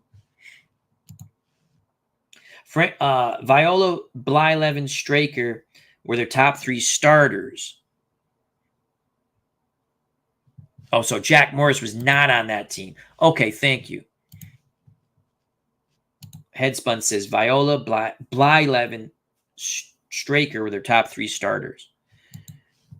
Headspun. Mike Smithson and Joe Buther were 4 and 5 starters. Mike Smithson played for the Red Sox in 1990. He was a spot starter out of the bullpen. I liked Mike Smithson. He almost threw a no-hitter with Boston. I liked Mike Smithson. As you know, one of my favorite all-time Red Sox seasons.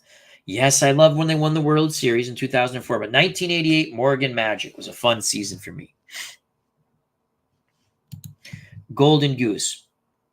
You set up your lineup. It has the ballpark view in color.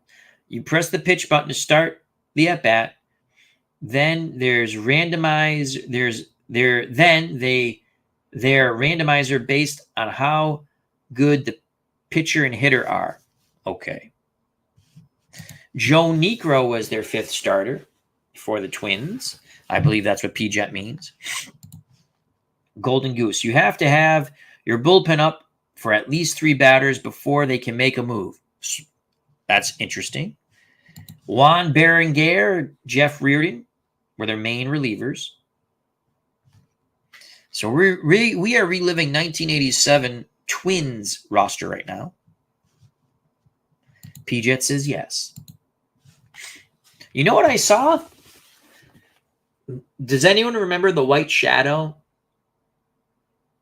Ken Howard, high school basketball coach in California. The storyline was he played for the Bulls, blew his knee out, went back to teaching, he was like the phys ed coach, the gym teacher, and he coached basketball because he knew the high school principal. I think they played basketball in college together. I didn't know there was a board game called The White Shadow. That's pretty interesting. I saw that. I saw it on, I think I saw that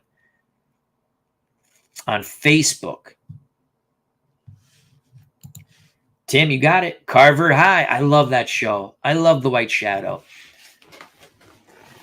Then ESPN Classic, when they had ESPN Classic, they don't have it anymore. I don't think they do. They used to show the reruns of The White Shadow. Such a fun show. They touched on a lot of interesting topics, not just high school basketball. A lot of interesting things. Carver High. It was a fun show. P-Jet says the 87 Twins, a fun team.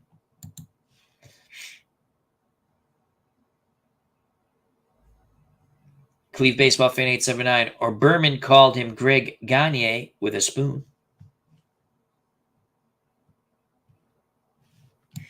Golden Goose says, yes, I am a high school basketball coach. Cool. How is your team? SGJ Jamie, 70s show, I think, all had board games and lunch boxes. I had emergency lunchbox. I had, what was the other show? Oh, I had a Scooby-Doo lunchbox, I think, too.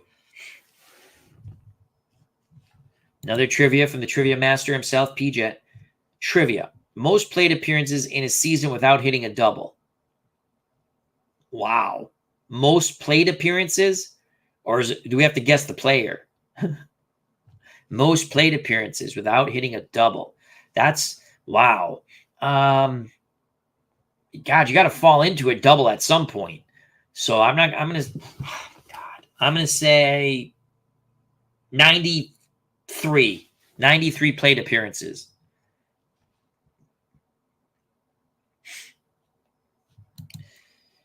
Tim Lavery says, loved it too. Are we talking about The White Shadow? I believe we are, Tim, as he said Carver High before.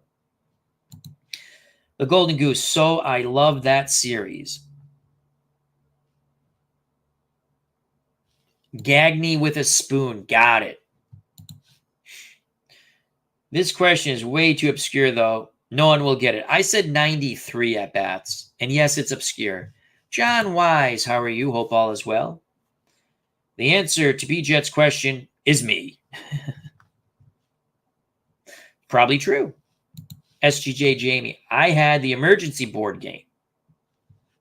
Larry Harris had the Scooby-Doo lunchbox. Cool. P-Jet liked John Wise's answer, which is correct, but I don't know if it's the one we're looking for regarding how many at-bats without hitting a double in a season. Golden Goose. I'm running the LMU system this year, and I think we're going to be very difficult to beat. Seeing that I'm not a basketball coach aficionado, tell me about the LMU system. And probably when you start describing it to me, I might be, oh, cool. Thank you for sharing, Golden Goose. This is fun. P-Jet. I'll have to give the answer. 1960. Oh, Choo-Choo Coleman didn't hit a double in 277 times up. Choo-Choo Coleman played on the 1962 Mets also. Brian Hoxie. Hello, Al and all. Good to see you, my friend Brian. SGJ Jamie. Again, this chat with Al, everyone give a loud shout out to and say hello to Arnold Hunter. If it was not for Arnold yesterday, was it yesterday or Thursday? Did I stream yesterday? I didn't stream yesterday. I watched streams and I listened to streams. I think it was Thursday. Arnold Hunter said, we need a chat with Al on Sunday. He enjoys the chats with Al. I should do them on a more regular basis, but life gets in the way. SGJ Jamie, White Shadow had a carryover to the show St. Elsewhere. The one character from the White Shadow was a janitor at the hospital. I didn't watch St. Elsewhere too much. Which character? Oh, Loyola Marymount running they were up and down, right? Loyola Marymount, Hank Gathers, and was it Hank Gathers then? Oh, who was the other guy? He would shoot his foul shots left-handed for Hank Gathers. Is that Loyola Marymount, right? Out of Chicago? Is Loyola Marymount out of Chicago? Or is that the West Coast? But they were up and down. They like to run and gun offense. Yep, run and gun, Cleveland baseball fan says. Was it Hank Gathers, right? Bo Kimball. Okay, I couldn't remember.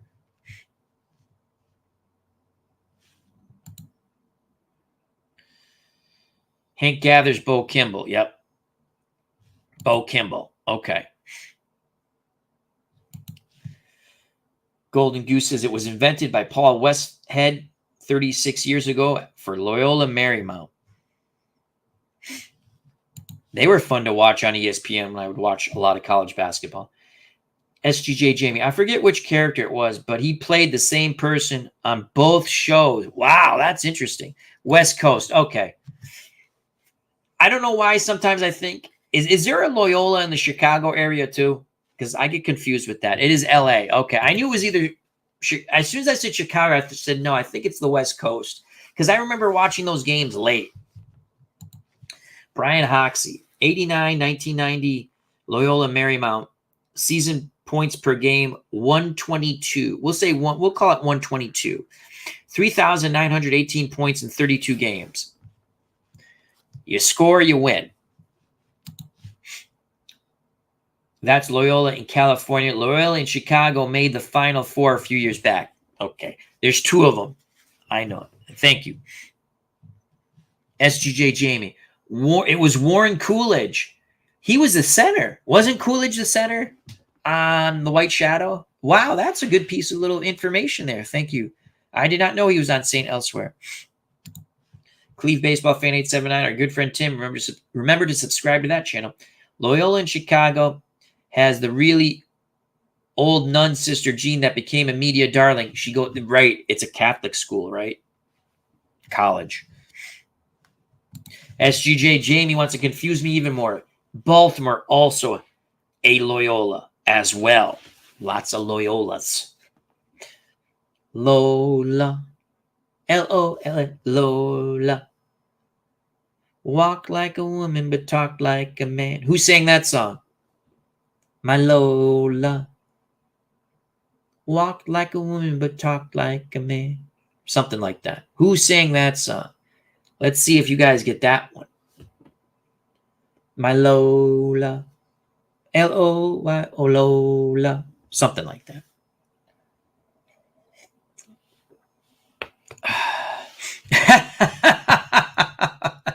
You are correct. Kinks. SGJ Jamie. Bruce Jenner. You are correct. The Kinks. Lou Reed. No, he sang, David, he sang, what the hell is that Lou Reed song? Very similar. Oh, shoot. What was the Lou Reed song? He sang a very similar song. On the wild, yeah, walk on the wild side. Hey, babe, take a walk on the wild side. No. Always look for the Adam's apple, folks. If your blind date has a thing up to her neck, like right here, your blind date might be Lola. L-O-A Lola. Adam's apple. Sweet Jane, walk on the wild side. This is what you get with Chat with Al. We let the FOC run with it, and then you never know what comes. That's why it says, warning, enter at your own risk. The shark, grant you that's about Cape Cod, and there's great white sharks out there. I always loved this when they first came back. We don't know why the great white sharks are coming back. And you're sitting there going, well, you don't let them kill the seals anymore. Not a bad thing, mind you. The fishermen hate that because the seals eat their fish. But what eats the seals? People, Bueller. What predator of the sea likes to eat seals? And there's a ton of seals in the Cape Cod area now. There's a ton of seals in South Africa. What predator? Let's see if we get this one. You don't need a scientist to tell you these things. Why are these great white sharks? I just gave it away. Yes, the great white sharks eat the seals. I had to do a study on that. You know what? I was talking with Nurse Teresa. I think I'm going to get that grant from the government to look for Bigfoot. Do they still have that grant to go look for Bigfoot? I might just fill out the paperwork. I'm going to look for Bigfoot in the backyard. I might just do that. I might set up the cameras and see if we can find Bigfoot in the backyard or somewhere. Do they still have that grant? It's a legit grant at one time. They might still have it. Golden Gooses, LOL. P-Jet, don't remind me about seals being killed. I lived through it in the 1970s. Boom, boom, boom. I think he means the hockey team, right? Right? I remember as a kid watching PBS. I was like, how can you put this crap on TV? You know, there's dudes clubbing baby seals. I'm like, what the? You know, how can you kill? I don't care how much money their pelts are worth. These cute little, and you're smashing them in the head with baseball bats. And people how do you just film it and go, hey, dude, not cool. Don't smash the little baby seal in the head with the baseball bat to get their white fur. I couldn't do it. I don't care how much money. Sometimes you just have to say, what kind of human being says, I want to go where it's really cold, right? I want to, look like a Neanderthal guy, except bigger. I want to go out there with a baseball bat and smash the little baby seals in the head. And you got to hit them in the head because you don't want to ruin their pelts. I don't know. I can't do that. And I've been called a lot of bad things because people think I'm a bad person sometimes because I have certain views that are logical and make sense and are fair. But it's a crazy world we all live in. Enough of that. But yeah, I don't know how you do that. I don't know the mentality you have to have that. Besides sick. Those are just my thoughts on people who used to club baby seals. And by no way am I a tree hugger. Just saying, but bashing little animals in the head like baby seals is... All right, David Solinsky. For $5,000, Jose Canseco was offering to take people hunting for Bigfoot in Vegas. That could be interesting. Would you go in the woods with Jose Canseco to look for Bigfoot? And are you armed? Is he armed? That's interesting. I wouldn't go in the woods with Jose Canseco if we're both armed. I suspect he's not a good shot. I could be wrong. And if I found Bigfoot, do I really want to shoot him? If he charged me, I would. If he was going to leave me alone, I'd probably crap myself either way. Would I shoot Bigfoot? If he was attacking, yes. Self-preservation is more important than what anyone else thinks.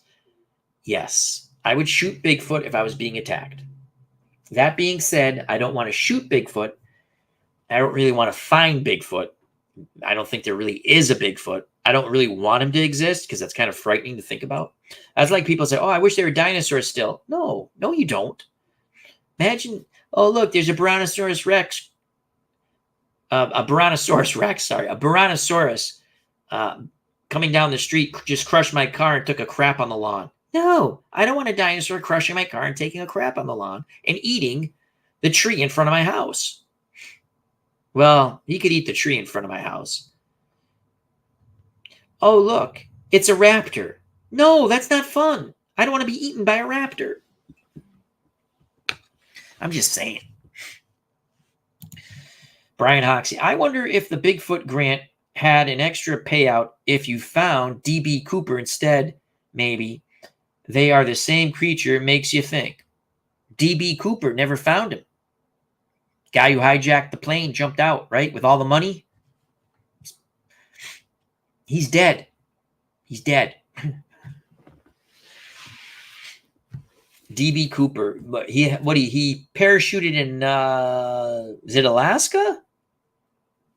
I just watched a thing on that too. I was always fascinated by DB Cooper. It's a very fascinating story.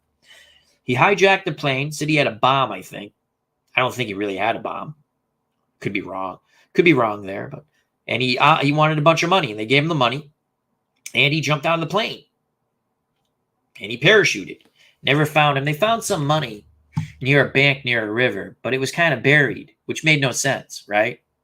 If you want all that money, you need to get the hell out of there. I'm not burying my money. SGJ Jamie, you can use them for construction like Fred Flintstone. What can we use like construction for like Fred Flintstone? Stones, rocks, paper, scissors. Meet the Flintstones. Okay, here's some trivia. The Flintstones were a cartoon based on what TV show? The Flintstones. Oh, yes. Dinosaurs. I got that now. Very good, SG Jamie. As Michael Canisteri sheds the light on Al. So the Flintstones, Cutter Historical got it. The Honeymooners. You are right. Michael Canisteri. The Honeymooners. SGJ Jamie. The Honeymooners. Excellent job. Yeah, I don't want to find Bigfoot. I don't want werewolves. I don't want vampires. Don't want any of that stuff. It's fun to watch in the movies. I don't want apes taking over the world. The people who run the world are bad enough. Yeah, that goes for all of them. You know, if you think about all the money, and again, you have to have defense and you have to have a strong military. I'm not knocking that. But I'm saying, like, some of these places, you spend all this money on killing people. Imagine if you spent money on helping your own people to live a better life and get them out of the cycle of violence. I don't know. I don't know. Call me crazy. I think it might work. Brian Hoxie, didn't they think he jumped over an area that had huge trees, maybe Oregon, and it was also super cold? I'm thinking he didn't make it. I agree with you. But they never found a body. I'm thinking some animal ate him and pooped him out. I believe he is DB Cooper poop. Yeah. It was a very rough area where he parachuted. I can't remember. I just watched the thing because it's always fascinated me. Even when I was a kid, it fascinated me. I was like, can I hijack a plane and jump out with money and live? I thought about it. I said, that's not a good idea.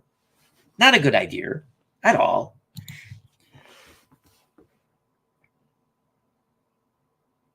Cutter Historical. They also gave the last name the Flagstones, but they faced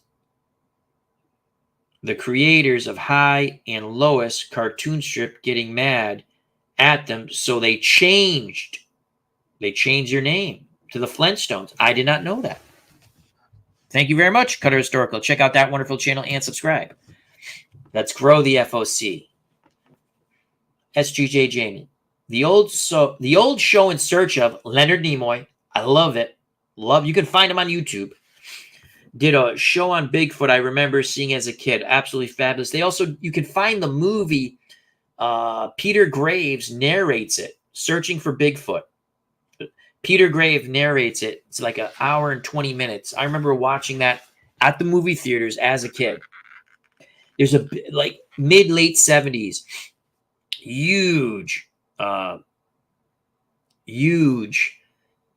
Bigfoot then. You know, from the 60s to the mid-70s. Not so much the late 70s, a little bit. Oh, here's a trivia question. Sort of sports related. Who played Bigfoot on the $6 Million Man? It was a 2-part episode that was epic for me as a kid. Who played Bigfoot on the $6 Million Man? It was a 2-part episode, I'm pretty sure. And it was awesome. Who played Bigfoot? I'll let some answers go up in the chat. Who played Bigfoot on the $6 Million Man? I see an answer from Cutter Historical. Does anyone else have an answer? Oh, we're just calling it because Cutter Historical is right. Andre the Giant. You are correct. When I was a kid, that was, my God, I had to see that. I was like, oh my God, the $6 Million Man. It was one of the best wrestling scripts ever written.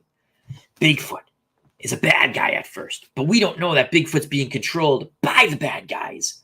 And Bigfoot becomes a face and helps $6 Million Man. It was awesome. It was awesome, awesome, awesome. So I suggest to anyone who owns a wrestling company, Tony Khan, and whoever the hell UFC who owns WWE, excuse me, watch the $6 Million Bigfoot episode, and it gives you a very wonderful wrestling script. I also suggest for people who try to book wrestling now, because they seem to have difficulty, and I like AEW. I don't like the way it's going for certain storylines. Stupid. Makes no sense. Their matches make no sense. Some matches make sense. Other ones don't make sense. Even just the match, the wrestling aspect of it. I suggest you watch some Godzilla movies, and you can get a good wrestling story there. Because Godzilla is just basically 2 dudes in costume wrestling, doing a wrestling thing without speaking. Here's a bad guy. Here's a good guy. There's a storyline. Actually, if you watch Godzilla versus King Kong, the one from a couple of years ago, wonderful wrestling script. So watch these movies and come up with logical wrestling scripts for storyline and the actual in-ring wrestling, and you'll be okay. Makes no sense that a 90-pound woman, after being pummeled, somehow beats a 140-pound woman. Doesn't make sense. Same thing if you're trying to make the Blackpool Combat Club badasses again. They bounce back and forth, which I don't mind that part. A face, that the fans, if the fans want to root for him, they root for him. The fans don't, they don't. You have Claudio Castagnoli wrestling Orange Cassidy, beating the hell out of Orange Cassidy, and then at the end, Orange Cassidy gets some moves off and wins. Makes no sense. Now, if I was writing that booking script, or whatever you want to call it, here's how the match would go. You want Orange Cassidy to win? Fine. He wins by disqualification after Claudio beats the living snot out of him, has him outside the ring, and just power bombs him through a table, puts a chair on him, smashes him with the chair. That's more logical. Or you had Jon Moxley come in the ring, right? So how about this? Don't let him pin Claudio. Have Jon Moxley come in the ring, and they both beat the hell out of Orange Cassidy, thus the DQ. Makes more sense, doesn't it? Really, Tony. And I like Tony Khan. Well, he's wrong. He's wrong about not doing DQs. The asinine finishes, whoever books their finishes they're stupid. You can't have, if you want, again, I don't know how much, I'm not talking to you, Tim. I'm just about other people. I watch AEW wrestling. I follow the storylines. I enjoy it. I can't watch WWE. It's too cartoonish. Yes, all wrestling's cartoonish, but WWE is mega cartoonish. Here's the thing. You had Claudio do this huge promo how he's going to crush Orange Cassidy. He goes out and he does it, right? He does it. Orange Cassidy gets pummeled, gets some moves off at the end, and he pins him. Makes no sense. The DQ made sense there. Have Moxley come in the ring. It builds up for the pay-per-view anyway. They both beat the hell out of Orange Cassidy. And then you can have a steel. How about this? So there can be no interference. A steel cage match with Orange Cassidy and Jon Moxley. And don't bring the freaking tax. God, I hate that. That's so stupid. Just an old-fashioned steel cage match where you throw the guy into the cage and he cuts him, blood all over the place. You know, I don't know. That would have made more sense to me. I don't know. Brian Hoxie. I remember you talking about, I think, the Raiders uniforms from the 60s, maybe. They were black and gold. Saw a photo of those this week on the Facebook feed. Yeah, they're original. The Jets uniforms are ugly. They're original uniforms. And the Patriots had that, just the, like the Minuteman cap. The original.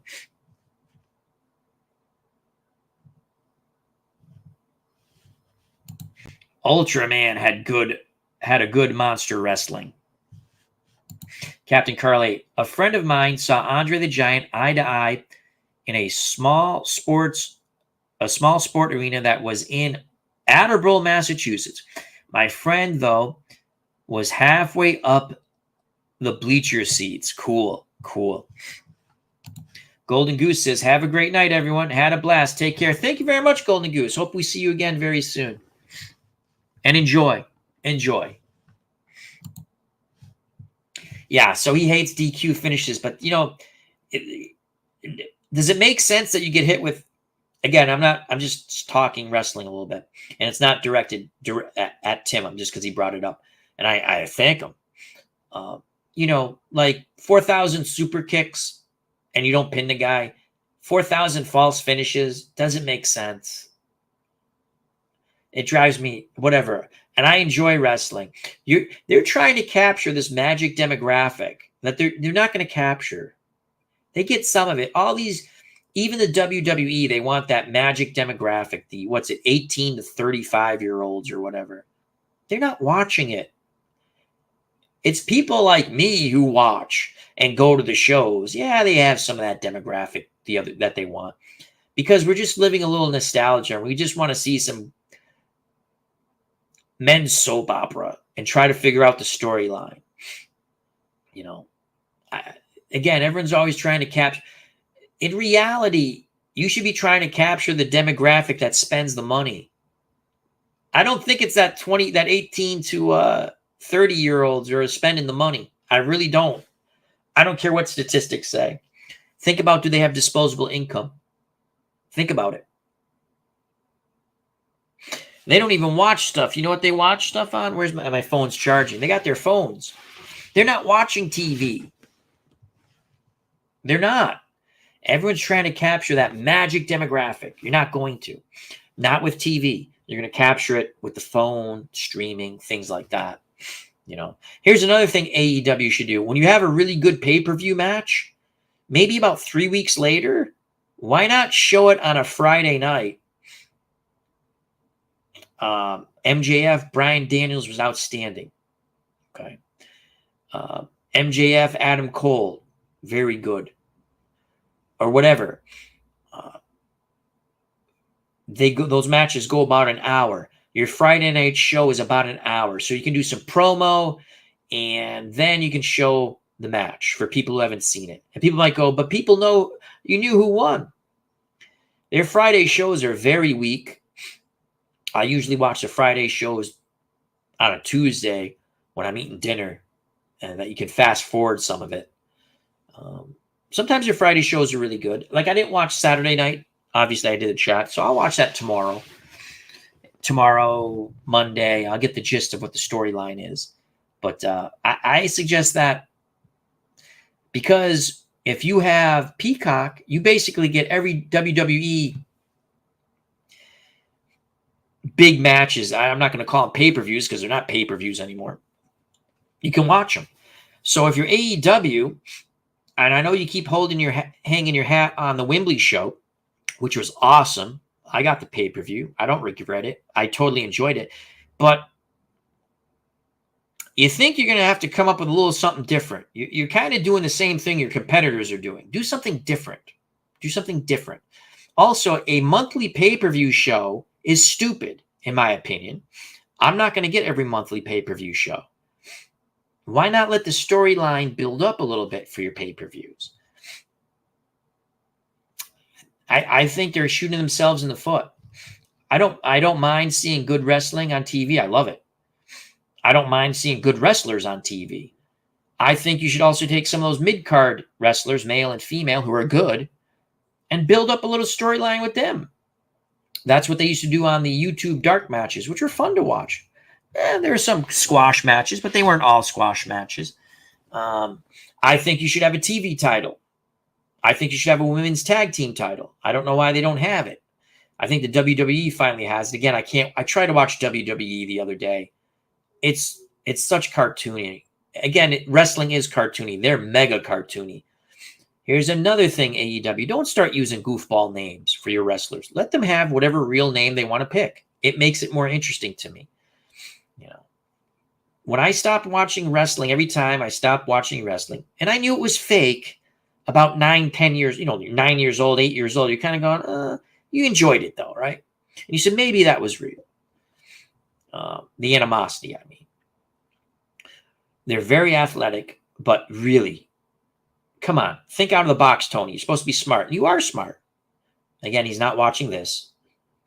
But you don't do the same thing your competitor does. You don't need a pay-per-view every month. You know what you need? You need to ramp.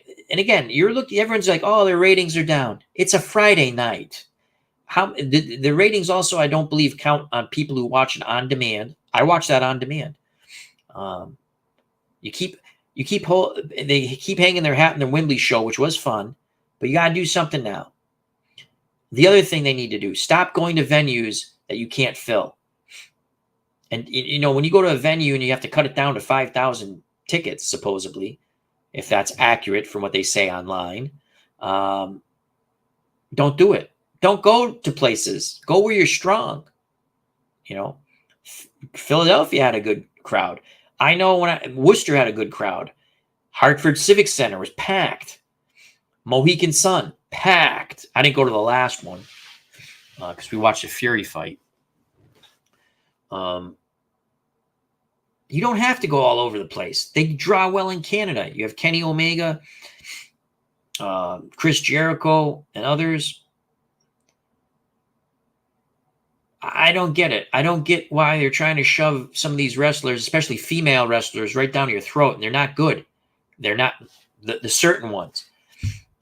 I get it. Jamie Hayter's hurt, and some other wrestlers are hurt, female wrestlers. The Tony Storm thing, interesting storyline, fun storyline, goofy, but it's good. If you get old-time movies, it's really funny. I mean, I don't know how the young people understand it. Maybe they do, maybe they don't. Brian Hoxie, have you ever played Red, White, and Blue Racing? No, but I do enjoy watching it. That's a very fun play game. I've not played it. It's not my thing, but it's very fun. I've seen Uncle Dave Gardner play it. Our good friend Anthony play it. That's Bleacher Bums Gaming. I've seen Dwayne Mart's YouTube channel play it. Many others play it. Earl from Delaware, I think, plays it. I know I'm forgetting people. And I hate when that happens, but I've seen a lot of fun Red, White, and Blue Racing. Cleve Baseball Fan 879. The Friday show is hard to get through. Filmed right? Yes, I've been at those filmings. Right after Dynamite, it has to be 1 hour or else everyone would leave. I agree. I always thought what they should have done, when we went to Dynamite, we actually saw it was a live show, meaning it was the same night. The first time for the Mohegan Sun was a Friday show, and it was live. The hour was, it wasn't taped live, it was live. But yeah, that's a tough thing to do. I saw when we were in Hartford and they're trying to do ROH tapings for their streaming, people are just leaving. You're tired after watching 4 hours of you get there, you're watching the wrestling. They have some early wrestling. My suggestion to them, and I get why they don't do it, but because especially if you have the same people on, right? But I think they could figure it out if they're smart, right? You should do the Dynamite before you should do the Dynamite before you go to your real card, if you can, if it works out, because at least the fans would be into it. And to get the fans into it, You got to have good matches right off the bat. That's what I would do. I would try it before. And again, I get they signed with Time Warner, and now people are saying, well, that contract's going to be done soon. They're not going to re-up because they're going to have to bid for basketball or something like that. Wrestling still gets good ratings, whether it's WWE or AEW on cable. It does. It doesn't get the mega ratings like it used to. I think they should move their Saturday show. Again, it's tough because you got college football and stuff on Saturdays, but I would move it before 8 o'clock. I'd start at 7. You know, I used to love watching wrestling on TBS on Saturdays. I think it started at 5:45. The quality of matches were not the same as AEW. They're going to give you better matches, supposedly. And they do. I mean, competitiveness. But there's something to be said. Tony Khan, you know, he says he loves wrestling, and he does. He started a wrestling company. Did he really pay attention to wrestling when he watched? I get it. You got to tell, you know, the Young Bucks weigh, 170? They say they beefed up a bit. They don't look, maybe they 180. They call them 190, I think. They're not 190. I can't believe that. If they are, God bless them. You got to get in their head and go, stop with you want to make your matches realistic. In a realistic sort of fight, that crap wouldn't have happened. Now, yes, they're going to do the high-flying moves. That's fine. That's what they do. Can we tone it down a bit? And the other thing with all these injuries, including in the WWE, hey, numbnuts, don't kill yourselves. That's what makes MJF so damn good. MJF just wrestles. He does an eye poke and he gets cheers from the fan because he's an excellent character. He's an excellent character. Sports Time Machine. AEW still charging $50 per event is crazy. It's not affordable. Are you talking about for regular tickets? Because regular tickets, depending where you sit, go higher. For pay-per-views, yeah, it's about that. Yeah, and it's every month. It's stupid. It's stupid. If I was them, I would try this. I probably cut my price on pay-per-view. And you have to. They've partnered with The Zone, which does the boxing, but not in the U.S. It's in Europe and Asia. So I don't get any benefit for that, and I don't buy every pay-per-view. I don't have the magic box or the magic stick anymore. I pay for my pay-per-views, and I'm cool with that because when I want to watch something, I don't want to have a chance of it being scrambled. I want to watch it, and I enjoy wrestling, but it has to be a good. I didn't get the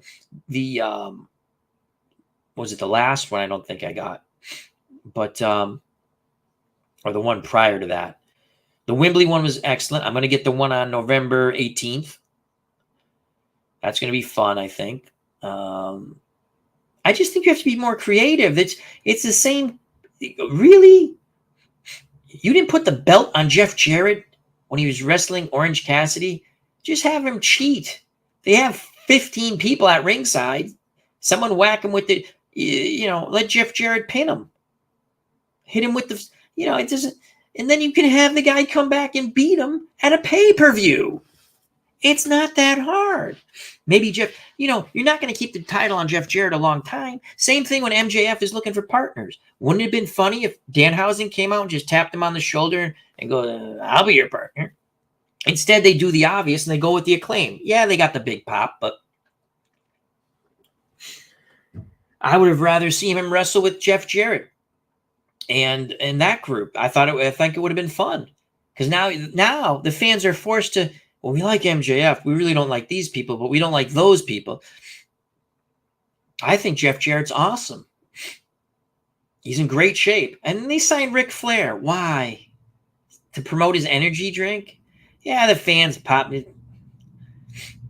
I don't get it.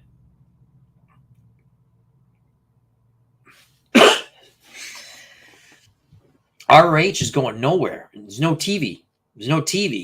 They throw an occasional match on the AEW stuff, but there's no ROH. Same thing. You got some talented wrestlers there. You can build some storyline, but no one watches it because there's no TV. We'll say Collision has more of a slog to sit through. RH matches at 7:30, Collision at 8, more RH. Yeah, I was there. I was in Hartford. That's exactly what they did. On the Saturday show, you had some ROH matches in the beginning. I guess they stream. They have a streaming online, online, right? And then you get some more ROH matches after. It's you don't want to watch it. I sat and watched a couple, man. I want to go home.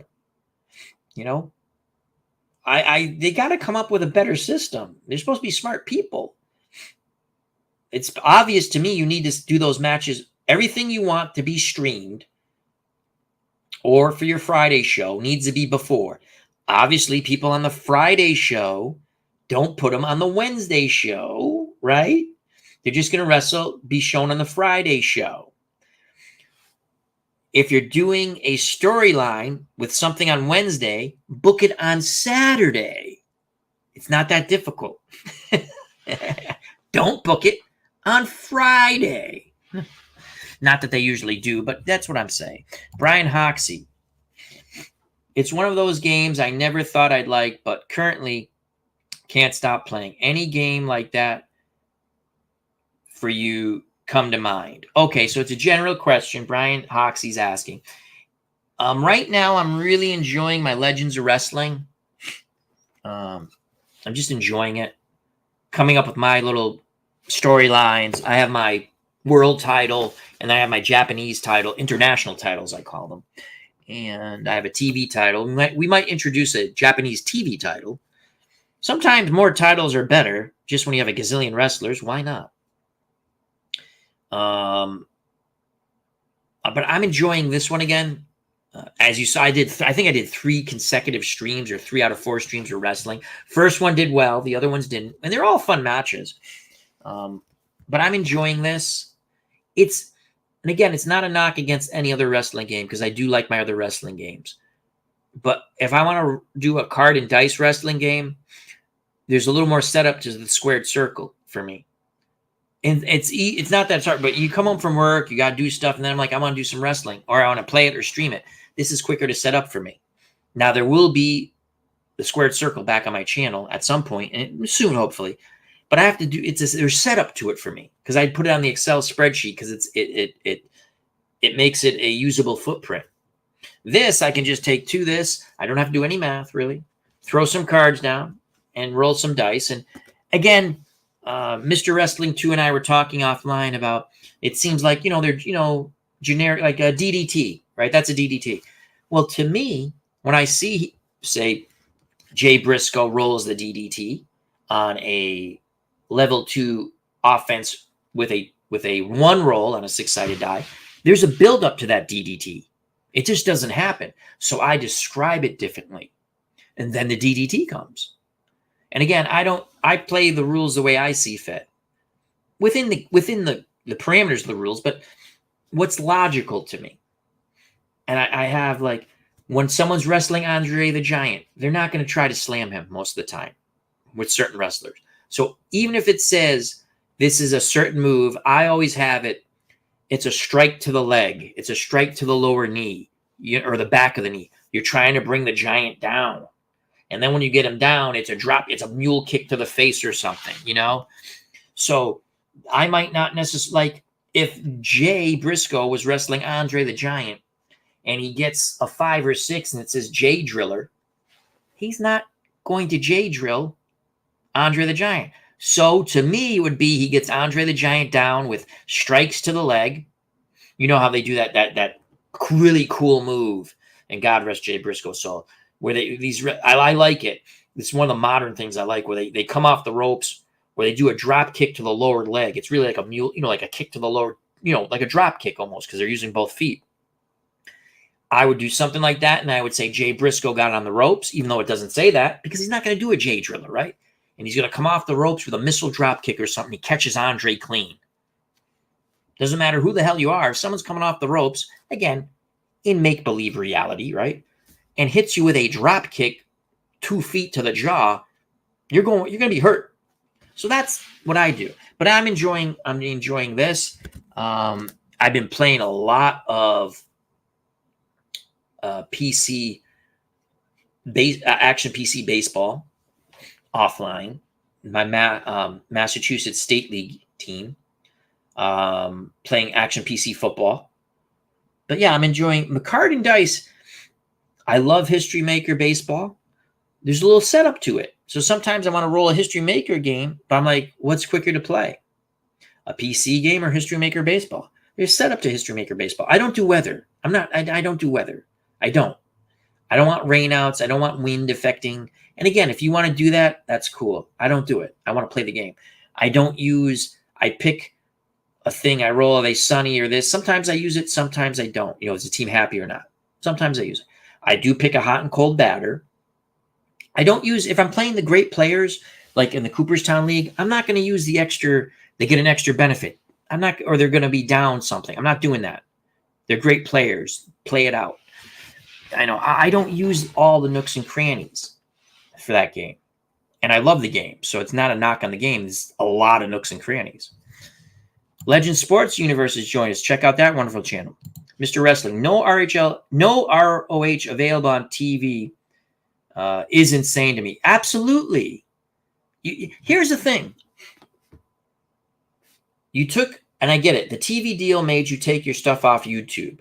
Put RH on YouTube. NWA is on YouTube.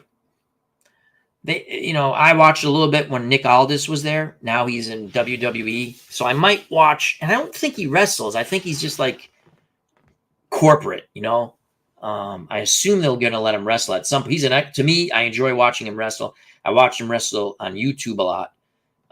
Tape matches. I never bought any of that stuff. I looked into their streaming thing, way too expensive. Because I was like, I like Nick Aldis. I actually thought about getting it because I like Nick Aldis. He wrestles the way I like. It makes sense, at least in NWA. I would, again, call me nuts. I would take the Ring of Honor wrestling. I put it on YouTube. If it's not part of that deal, the TV package with Warner, because Warner or whoever the TV package is with, I forgot. I think it's Warner, right? They can't do their YouTube stuff anymore. That's with AEW. Maybe it is also with ROH. If it's not with ROH, right? Put it on YouTube. Hello, you need exposure. People get to watch for free on YouTube. Then maybe more people will buy the pay-per-view. And if the pay-per-views for ROH are cheaper, make them even less because you're trying to promote it. Again, these are just common business practices. If you're not you got to do something. People are saying hello to Legend Sports Universe. Mr. Wrestling 2. If ROH was all rookies and they needed to learn, okay. But they have mostly veterans that need that exposure. Absolutely. I would put them on YouTube. If you don't have the TV, put them on YouTube. You have to put them where people can see them. Boxing at one point had the same thing.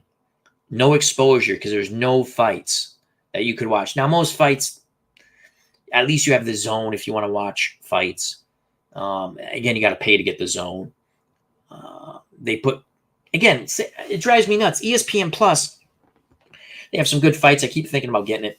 And then when they have the good fights that I really don't think are pay-per-view quality, they put them on pay-per-view. ESPN Plus pay-per-view. What the fudge? And I think, well, maybe I'll get it. Then you look at the undercard. The undercard sucks. Come on.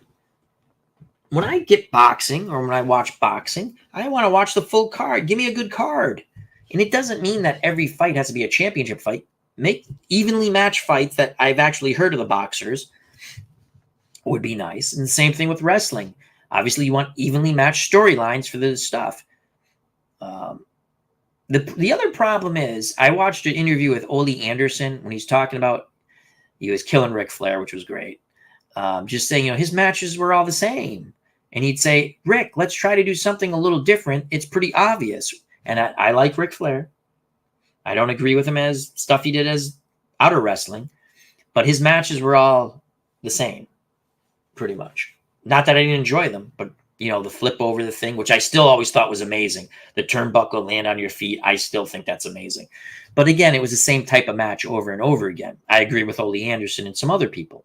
People can disagree. That's cool. What I'm saying is with AEW, and I'm only speaking of AEW because that's what I watch, and Ring of Honor a bit because they show it on AEW.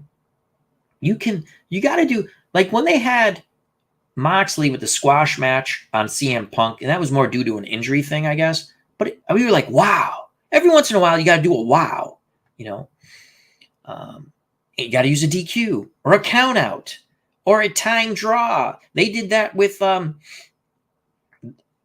and Adam Cole the first time they wrestled before they made them partners. And it was a wow. It was pretty cool, right? I thought it was well done.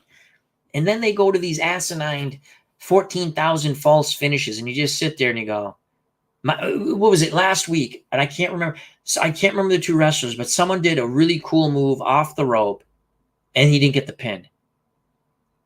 30 seconds later, he gets the pin on just a regular finishing move that they do. I'm like, that makes no sense. The crowd popped for the move off the ropes. If the guy's going to get literally pinned 30 seconds to a minute later, the same guy, right, is going to get pinned anyway. Why not do it after that move? Do they not look at this and go, wow, the crowd really popped for that. We're doing something wrong, you know? And sometimes when they go, this is awesome, sometimes it's like just a generic thing. I've been there. And it is awesome. And then sometimes you're sitting there going, it's not that awesome. Just people just start chanting it because they think they should. And I've enjoyed my AEW live events. We've been to 3 of them. There's Teresa and I. We love them. You have to have, you got to come up with a little more. Stop being predictable. And AEW is predictable. You know, if you put the title on Jeff Jarrett the time he wrestled, this is a month or so ago when he wrestled Orange Cassidy, that would have been wow. And the crowd would have popped. They would have been upset. Because guess what? Let Orange Cassidy get creamed by the guitar. Let Jeff Jarrett pin him. And then when you had your pay-per-view, and I already said it, you have the rematch. And maybe Orange Cassidy wins. Or maybe Jeff Jarrett beats him again. And then you can have Orange Cassidy, if you want, beat him on TV. You know, it's God. Come on, figure it out. Mr. Wrestling 2, did you ever try Champions of the Galaxy with Phil Singer? No, I don't like that. A lot of people enjoy it. Again, I get it. It's a game. It's all fiction. I always say it. I like to have like real wrestlers on my fake wrestling game. My real wrestling game, but, you know, fake universe. Because the wrestler doesn't really live in this card. Neil Mascaris is not really living in this card.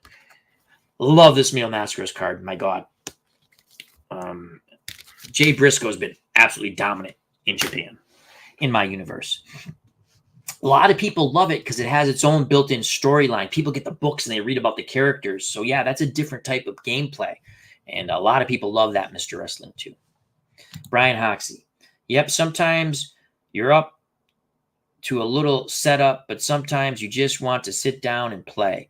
Yeah, and again, that's the choice between not even just which card and dice game, but sometimes do I want to play card and dice or play PC? PC's quick, right? I have to be honest with you. I love them both. What do I enjoy more? I actually like card and dice better. But sometimes it's just quick. Cleve Baseball Fan 879. NWA will be on CW. We'll see. Oh, cool. Good for them. I just wish Nick Aldis was still there. That big mistake. Well, you had a real good wrestler, and that guy, what's it, Corrigan? Didn't know what to do with him. And Nick Aldis didn't like where the storyline was going or how his character was being developed. His contract was up, and he was, I'm done. I'm going elsewhere. I wish he went to AEW, but he went to WWE. So I'm going to check that out. Again, I don't think he's wrestling, and someone can correct me if I'm wrong. I hope I'm wrong, because I do. Nick Aldis is one of my favorite wrestlers. And if they let him wrestle, he wrestles logically. He wrestles, and he looked like a champion. I mean, even when he did those, again, the YouTube shows were like old school TV tapings, the TV station tapings. He looked like a champion. He come out in a suit. He looked like a champion. And that says something. You got to look like the Young Bucks. They don't look like I don't dislike them. They're very talented. They don't look like champions. They don't, and they're very good. And they don't let they win, they lose, they win, they lose. So it's okay. I'm just saying he looked like a champion, Nick Aldis. I love John Moxley. I think Moxley gives good promos no matter what Jim Cornette says. And I like Jim Cornette. He hates modern wrestling. And I understand why, but he's wrong about some things, right about others. My opinion. CW built up a nice little sports with LIV golf inside the NFL, college football, and soon NWA. I'm going to have to check out CW. Which used to be, what the hell channel was that? I really don't watch a lot of TV. I got 4,000 cable stations. I don't watch it. I watch YouTube. I enjoy what you guys do. I enjoy entertaining. Brian Hoxie had a classic with History Maker Baseball the other day when Angel Hernandez called. Oh, yeah, I remember either reading it or you typed it in somewhere. Excuse me. Angel Hernandez called an 8th inning fair ball that would have drove in the winning run foul, cost the team the game. That is another cool aspect of History Maker Baseball where the umpires can get involved. And it doesn't always happen, but it's really cool when it happens. Cleve Baseball Fan 879. Aldis right now is the commissioner of SmackDown. Yeah, so he's not wrestling. The WB. Thank you. As WB merged with UPN. That's all I'm saying. It's just, I don't want to get too much. I enjoy talking wrestling. So, and again, bring up whatever subjects. We're going to go a little longer. Again, this was for Arnold Hunter. I don't know if he's still here, but he wanted to chat with Al. We've gone 2 hours and a half. I may go a little longer. I got the itch to play a game. So we'll stop at some point, but who knows? Do I have more coffee? It's almost gone. And if you don't think I love AEW, I have a gazillion mugs, a gazillion t-shirts. I buy pay-per-views, and I go to live events. I just want them to be the best they can be. Ooh, update football. Wow, that's a hell of a game. No defense as usual in college football, but Cleve Baseball Fan says Washington 52, USC 42. Boy, as Colorado fell off hard, huh? Teams are gunning for them after their fast start. Thank you for that update, Cleve Baseball Fan 87. And we got to get Tim on the channel at some point. But, yeah, I'd like to see. And again, maybe Jeff Jarrett is involved a lot more than I think. I know he's involved on setting up shows like the Wembley show and things like that. But, you have Billy Gunn there. You have Sting. You have some of these guys. I'm not saying to do what they say, but take some advice. And that was a big thing. I'm not a big CM Punk fan, believe me. But when they started Collision, they basically gave CM Punk the show in sort of creative control. I have to say, that's the style of wrestling I like. And then he had to get in that little hissy contest with Jack Perry, a.k.a. Jungle Boy, prior to, Jungle Boy.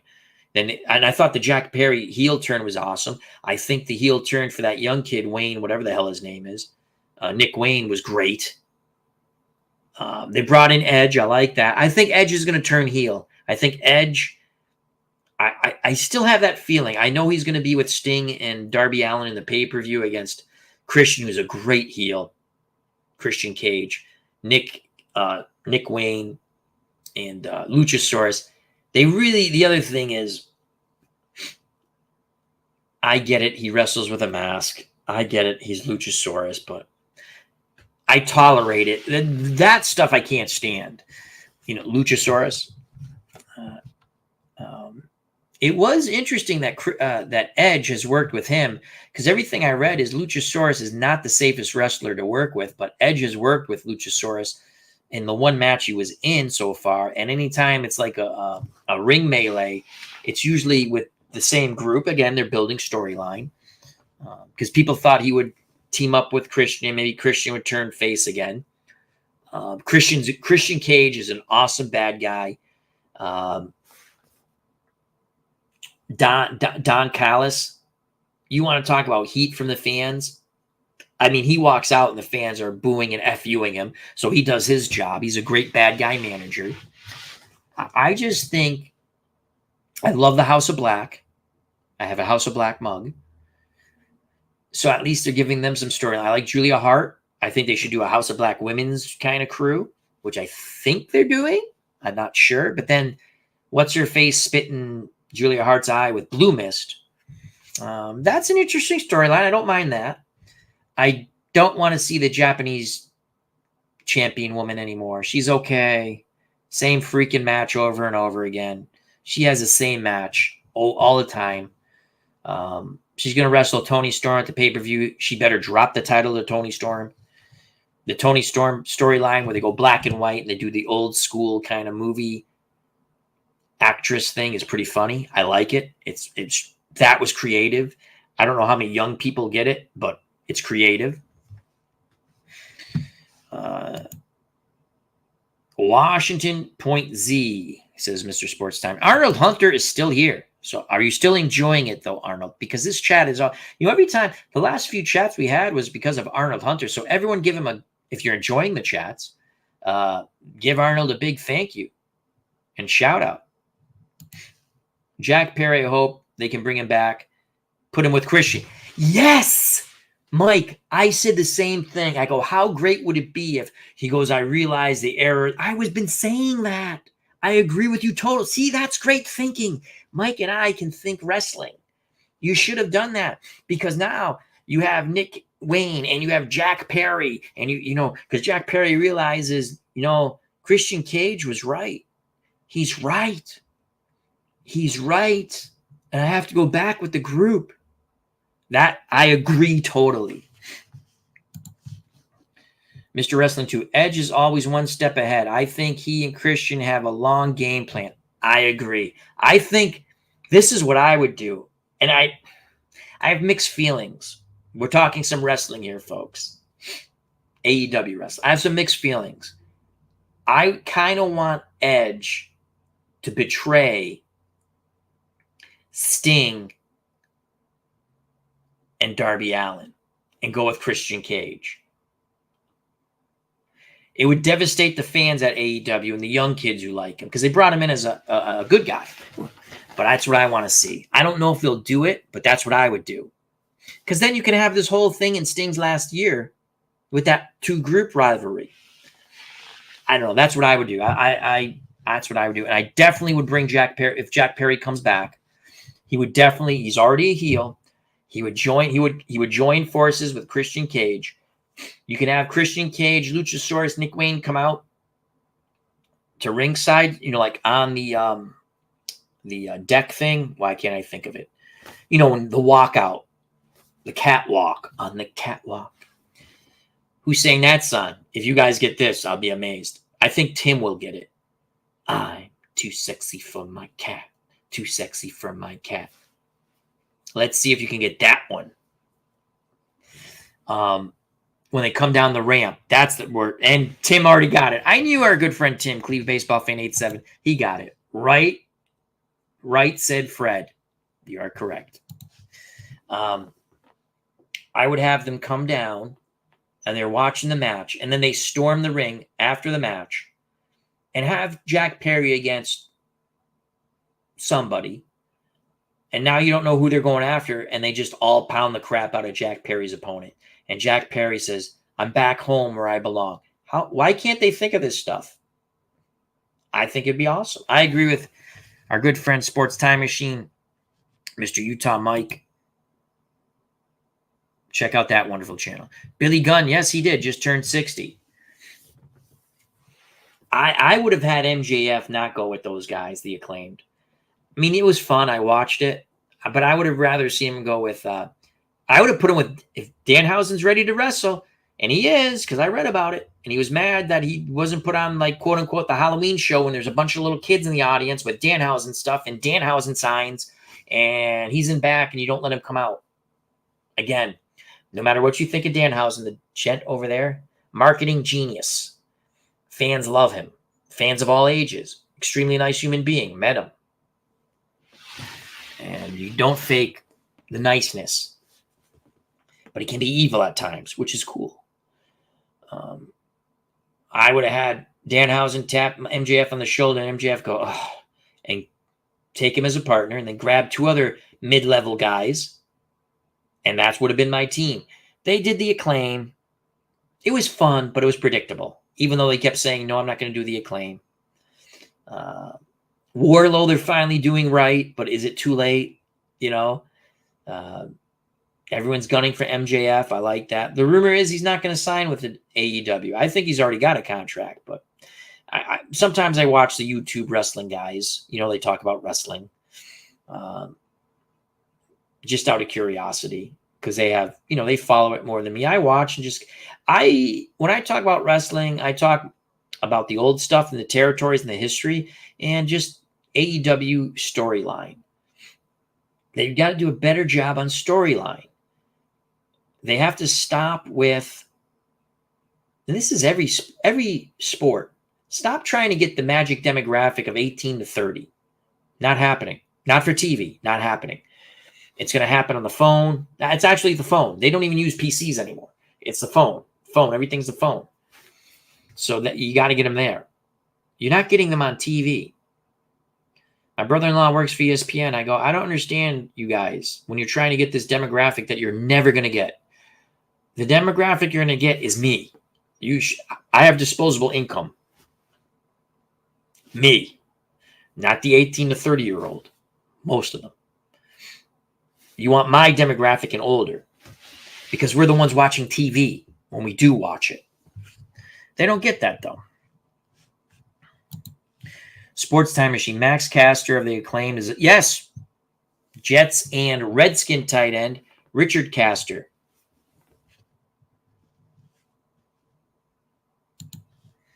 Yes, he is. And I like the Acclaimed. The Acclaimed are self-built. Again, AEW not being able to read the fans. The Acclaimed wrestled Swerve, who the fans did not want to root for, and Keith Lee, who the fans like. They wrestled. The Acclaim were heels, but they claim they're fun, right? And the fans wanted to cheer for them. They cheered for them anyway. The fans wanted the Acclaim to win the titles. AEW just, at least they did it right when they finally let them win. AEW just didn't get it.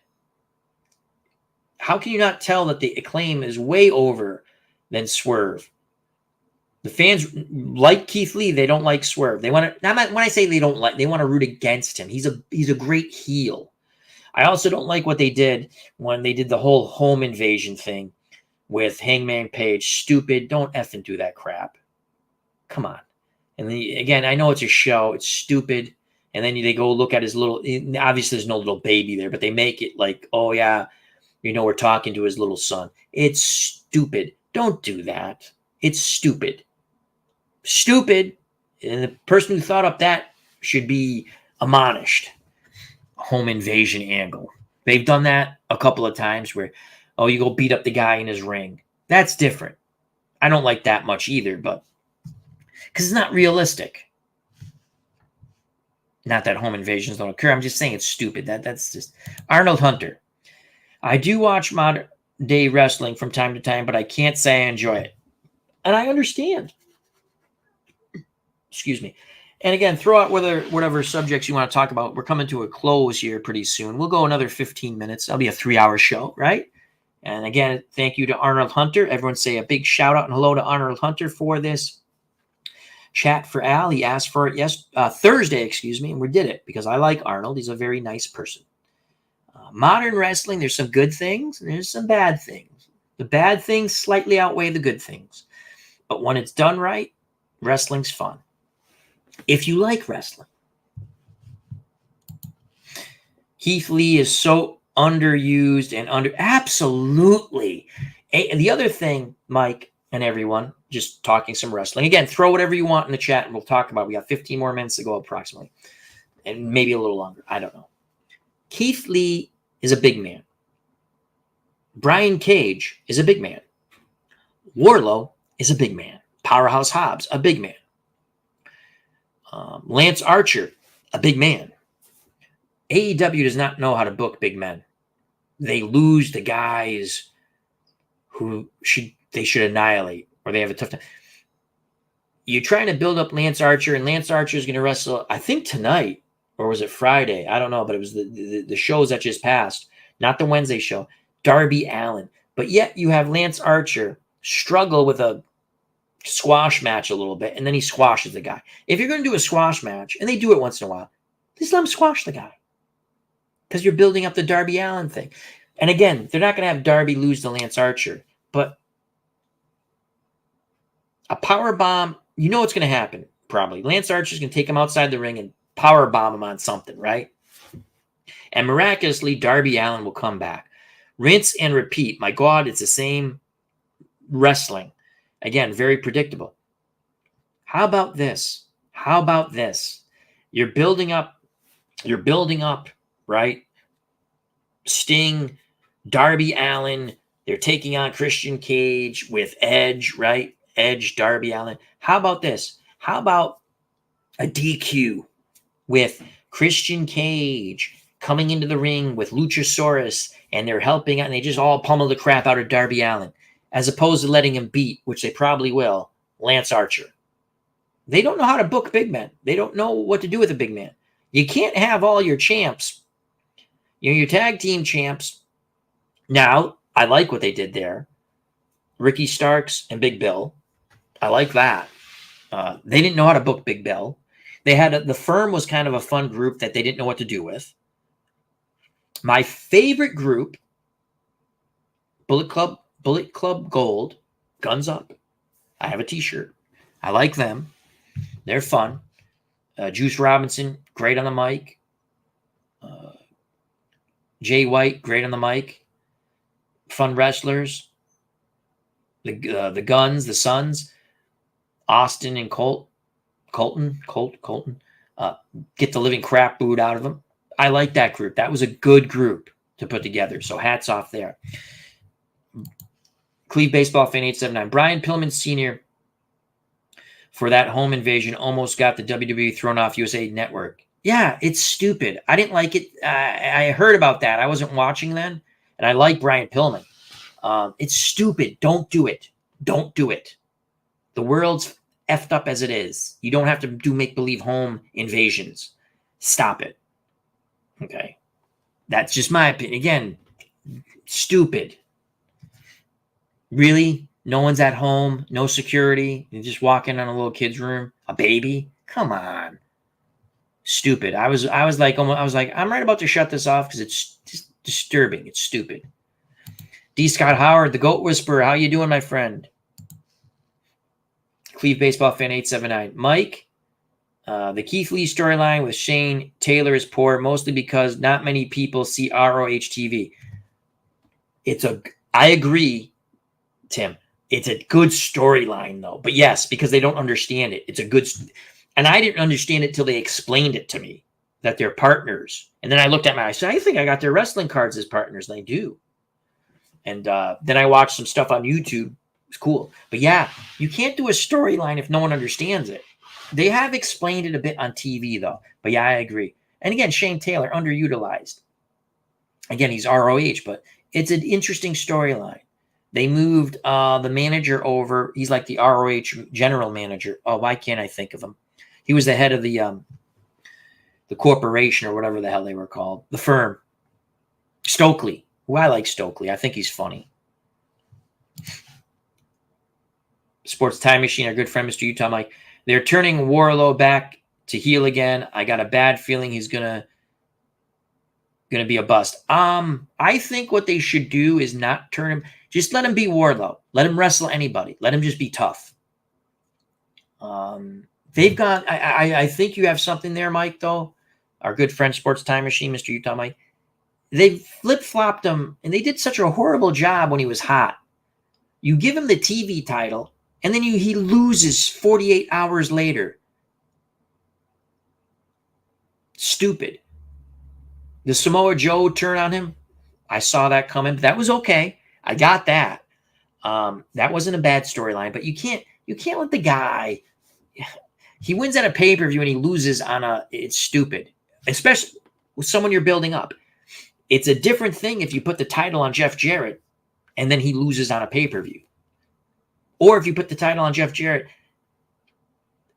they should have put the title on Jeff Jarrett against Orange Cassidy with the international title or whatever the hell it's called.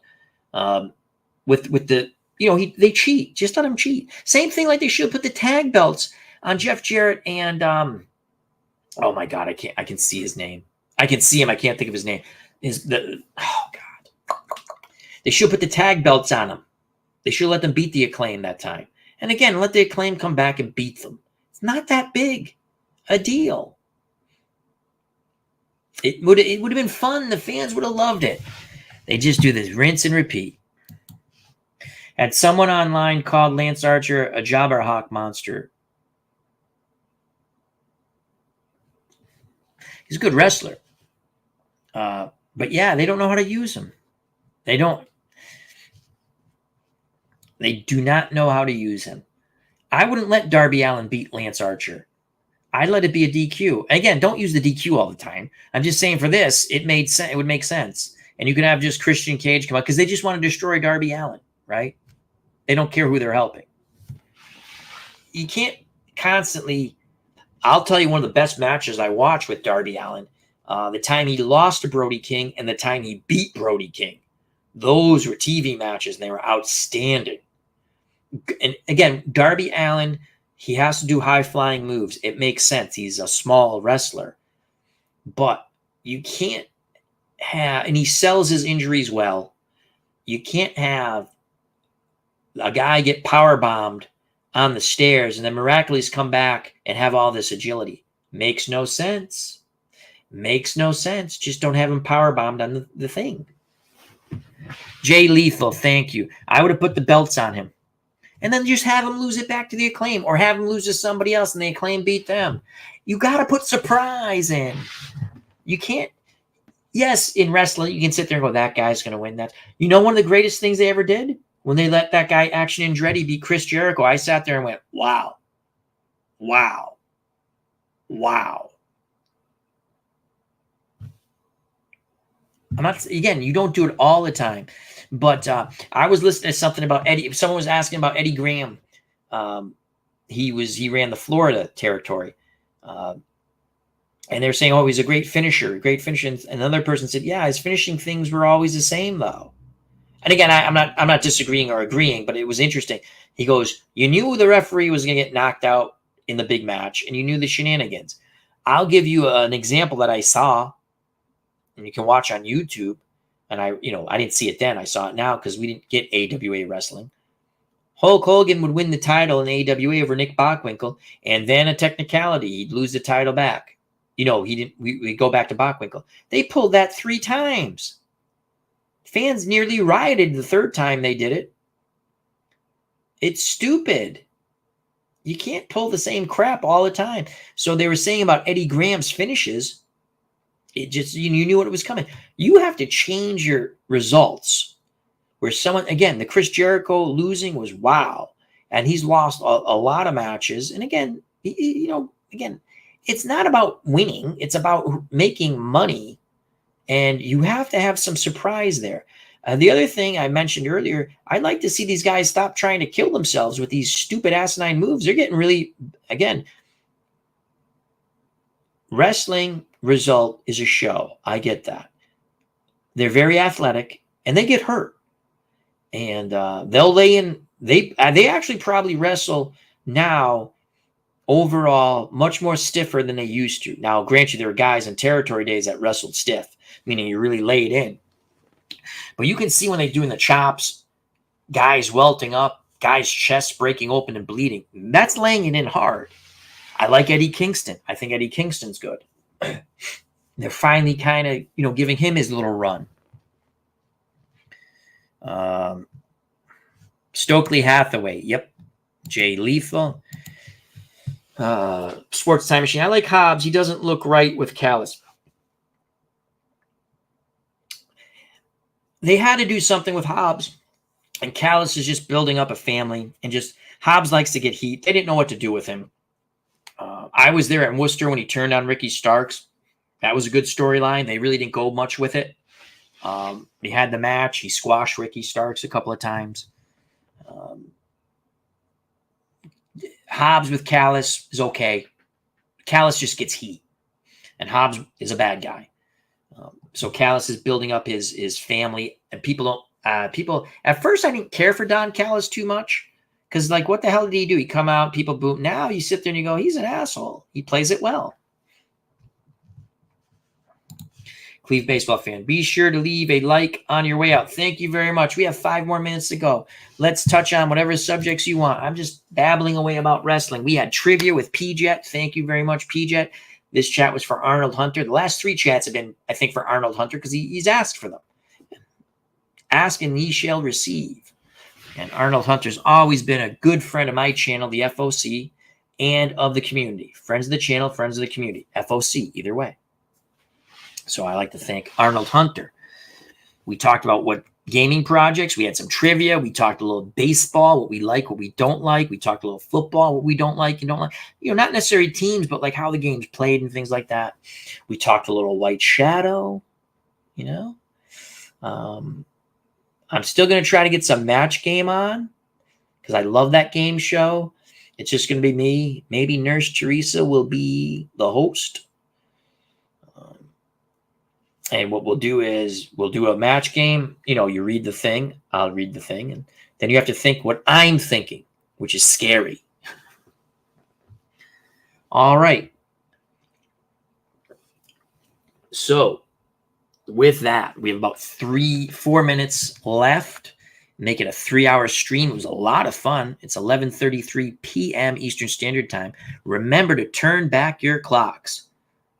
Fall back, spring ahead. We're in fall, so you turn your clocks back. That's your public service announcement. I don't really look at the camera when I talk. I guess you're supposed to if you're professional. I don't. I just kind of look at the chat. So Arnold Hunter says, thank you. Thank you, Arnold. I hope you enjoyed. I'm glad you stayed for the whole time. This chat was for you. I'd like to thank Cleve Baseball Fan. Check out his wonderful channel. I'd like to thank Sports Time Machine, another fine content creator. The Goat Whisperer, D. Scott Howard. Continue to scroll up. Mr. Wrestling 2, thank you very much. Brian Hoxie, thank you. Legend Sports Universe, check out his wonderful channel. Also check out Mr. Wrestling's channel. I should have said that. He has a lot of unique stuff that he does with Excel. It's really wonderful. Continue to scroll up. Captain Carl 8, thank you very much. SGJ Jamie, thank you. Cutter Historical. He knew it was Andre the Giant who played Bigfoot in the $6 Million Man. We talked some Bigfoot, some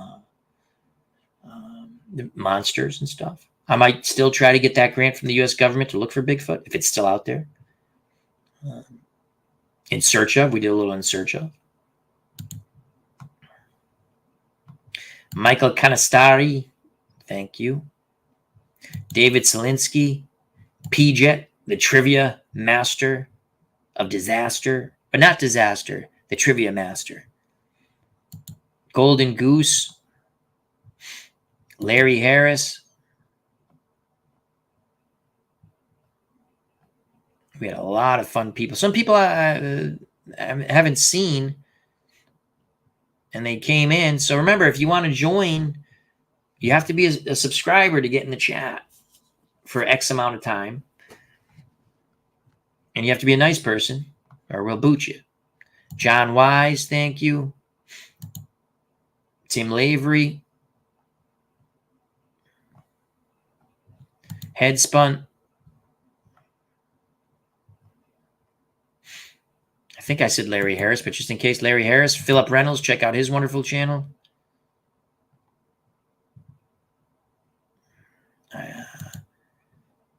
Nourished by History, our good friend from Thailand. Check out his wonderful channel.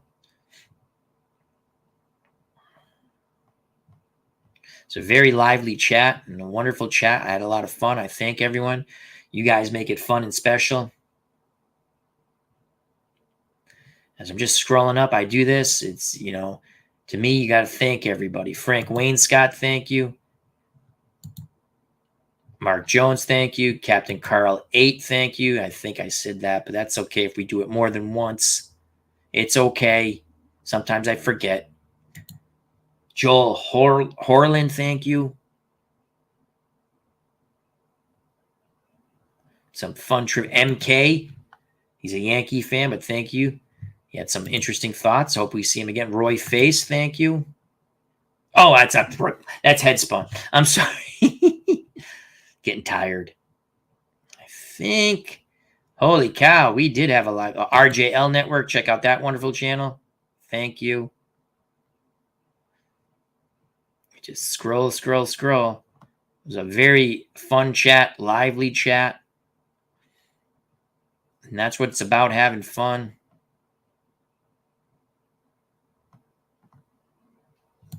After further review with Steve Tower, another wonderful YouTube content creator. MK, okay. And unfortunately, Dick Drago passed away. And Walter Davis, rest in peace. As Cleve baseball fan informed us of that. And this was really nice. Highlight Heyday showed up, and that means a lot to me. He was having health issues, had to have a procedure, and obviously went well, because there's Highlight Heyday. Check out his wonderful channel. Hopefully, when he's ready, he'll have something up on his channel. I enjoy watching his highlight. He has cricket. He does very unique Excel setups. So Highlight Heyday, great to see you. God bless. Neil Lau. And ID Gesture. As he's correct 99.8% of the time. Love IDJ. Another must subscribe. Wonderful content creator. Dwayne Marks YouTube network. Check him out for his baseball replay.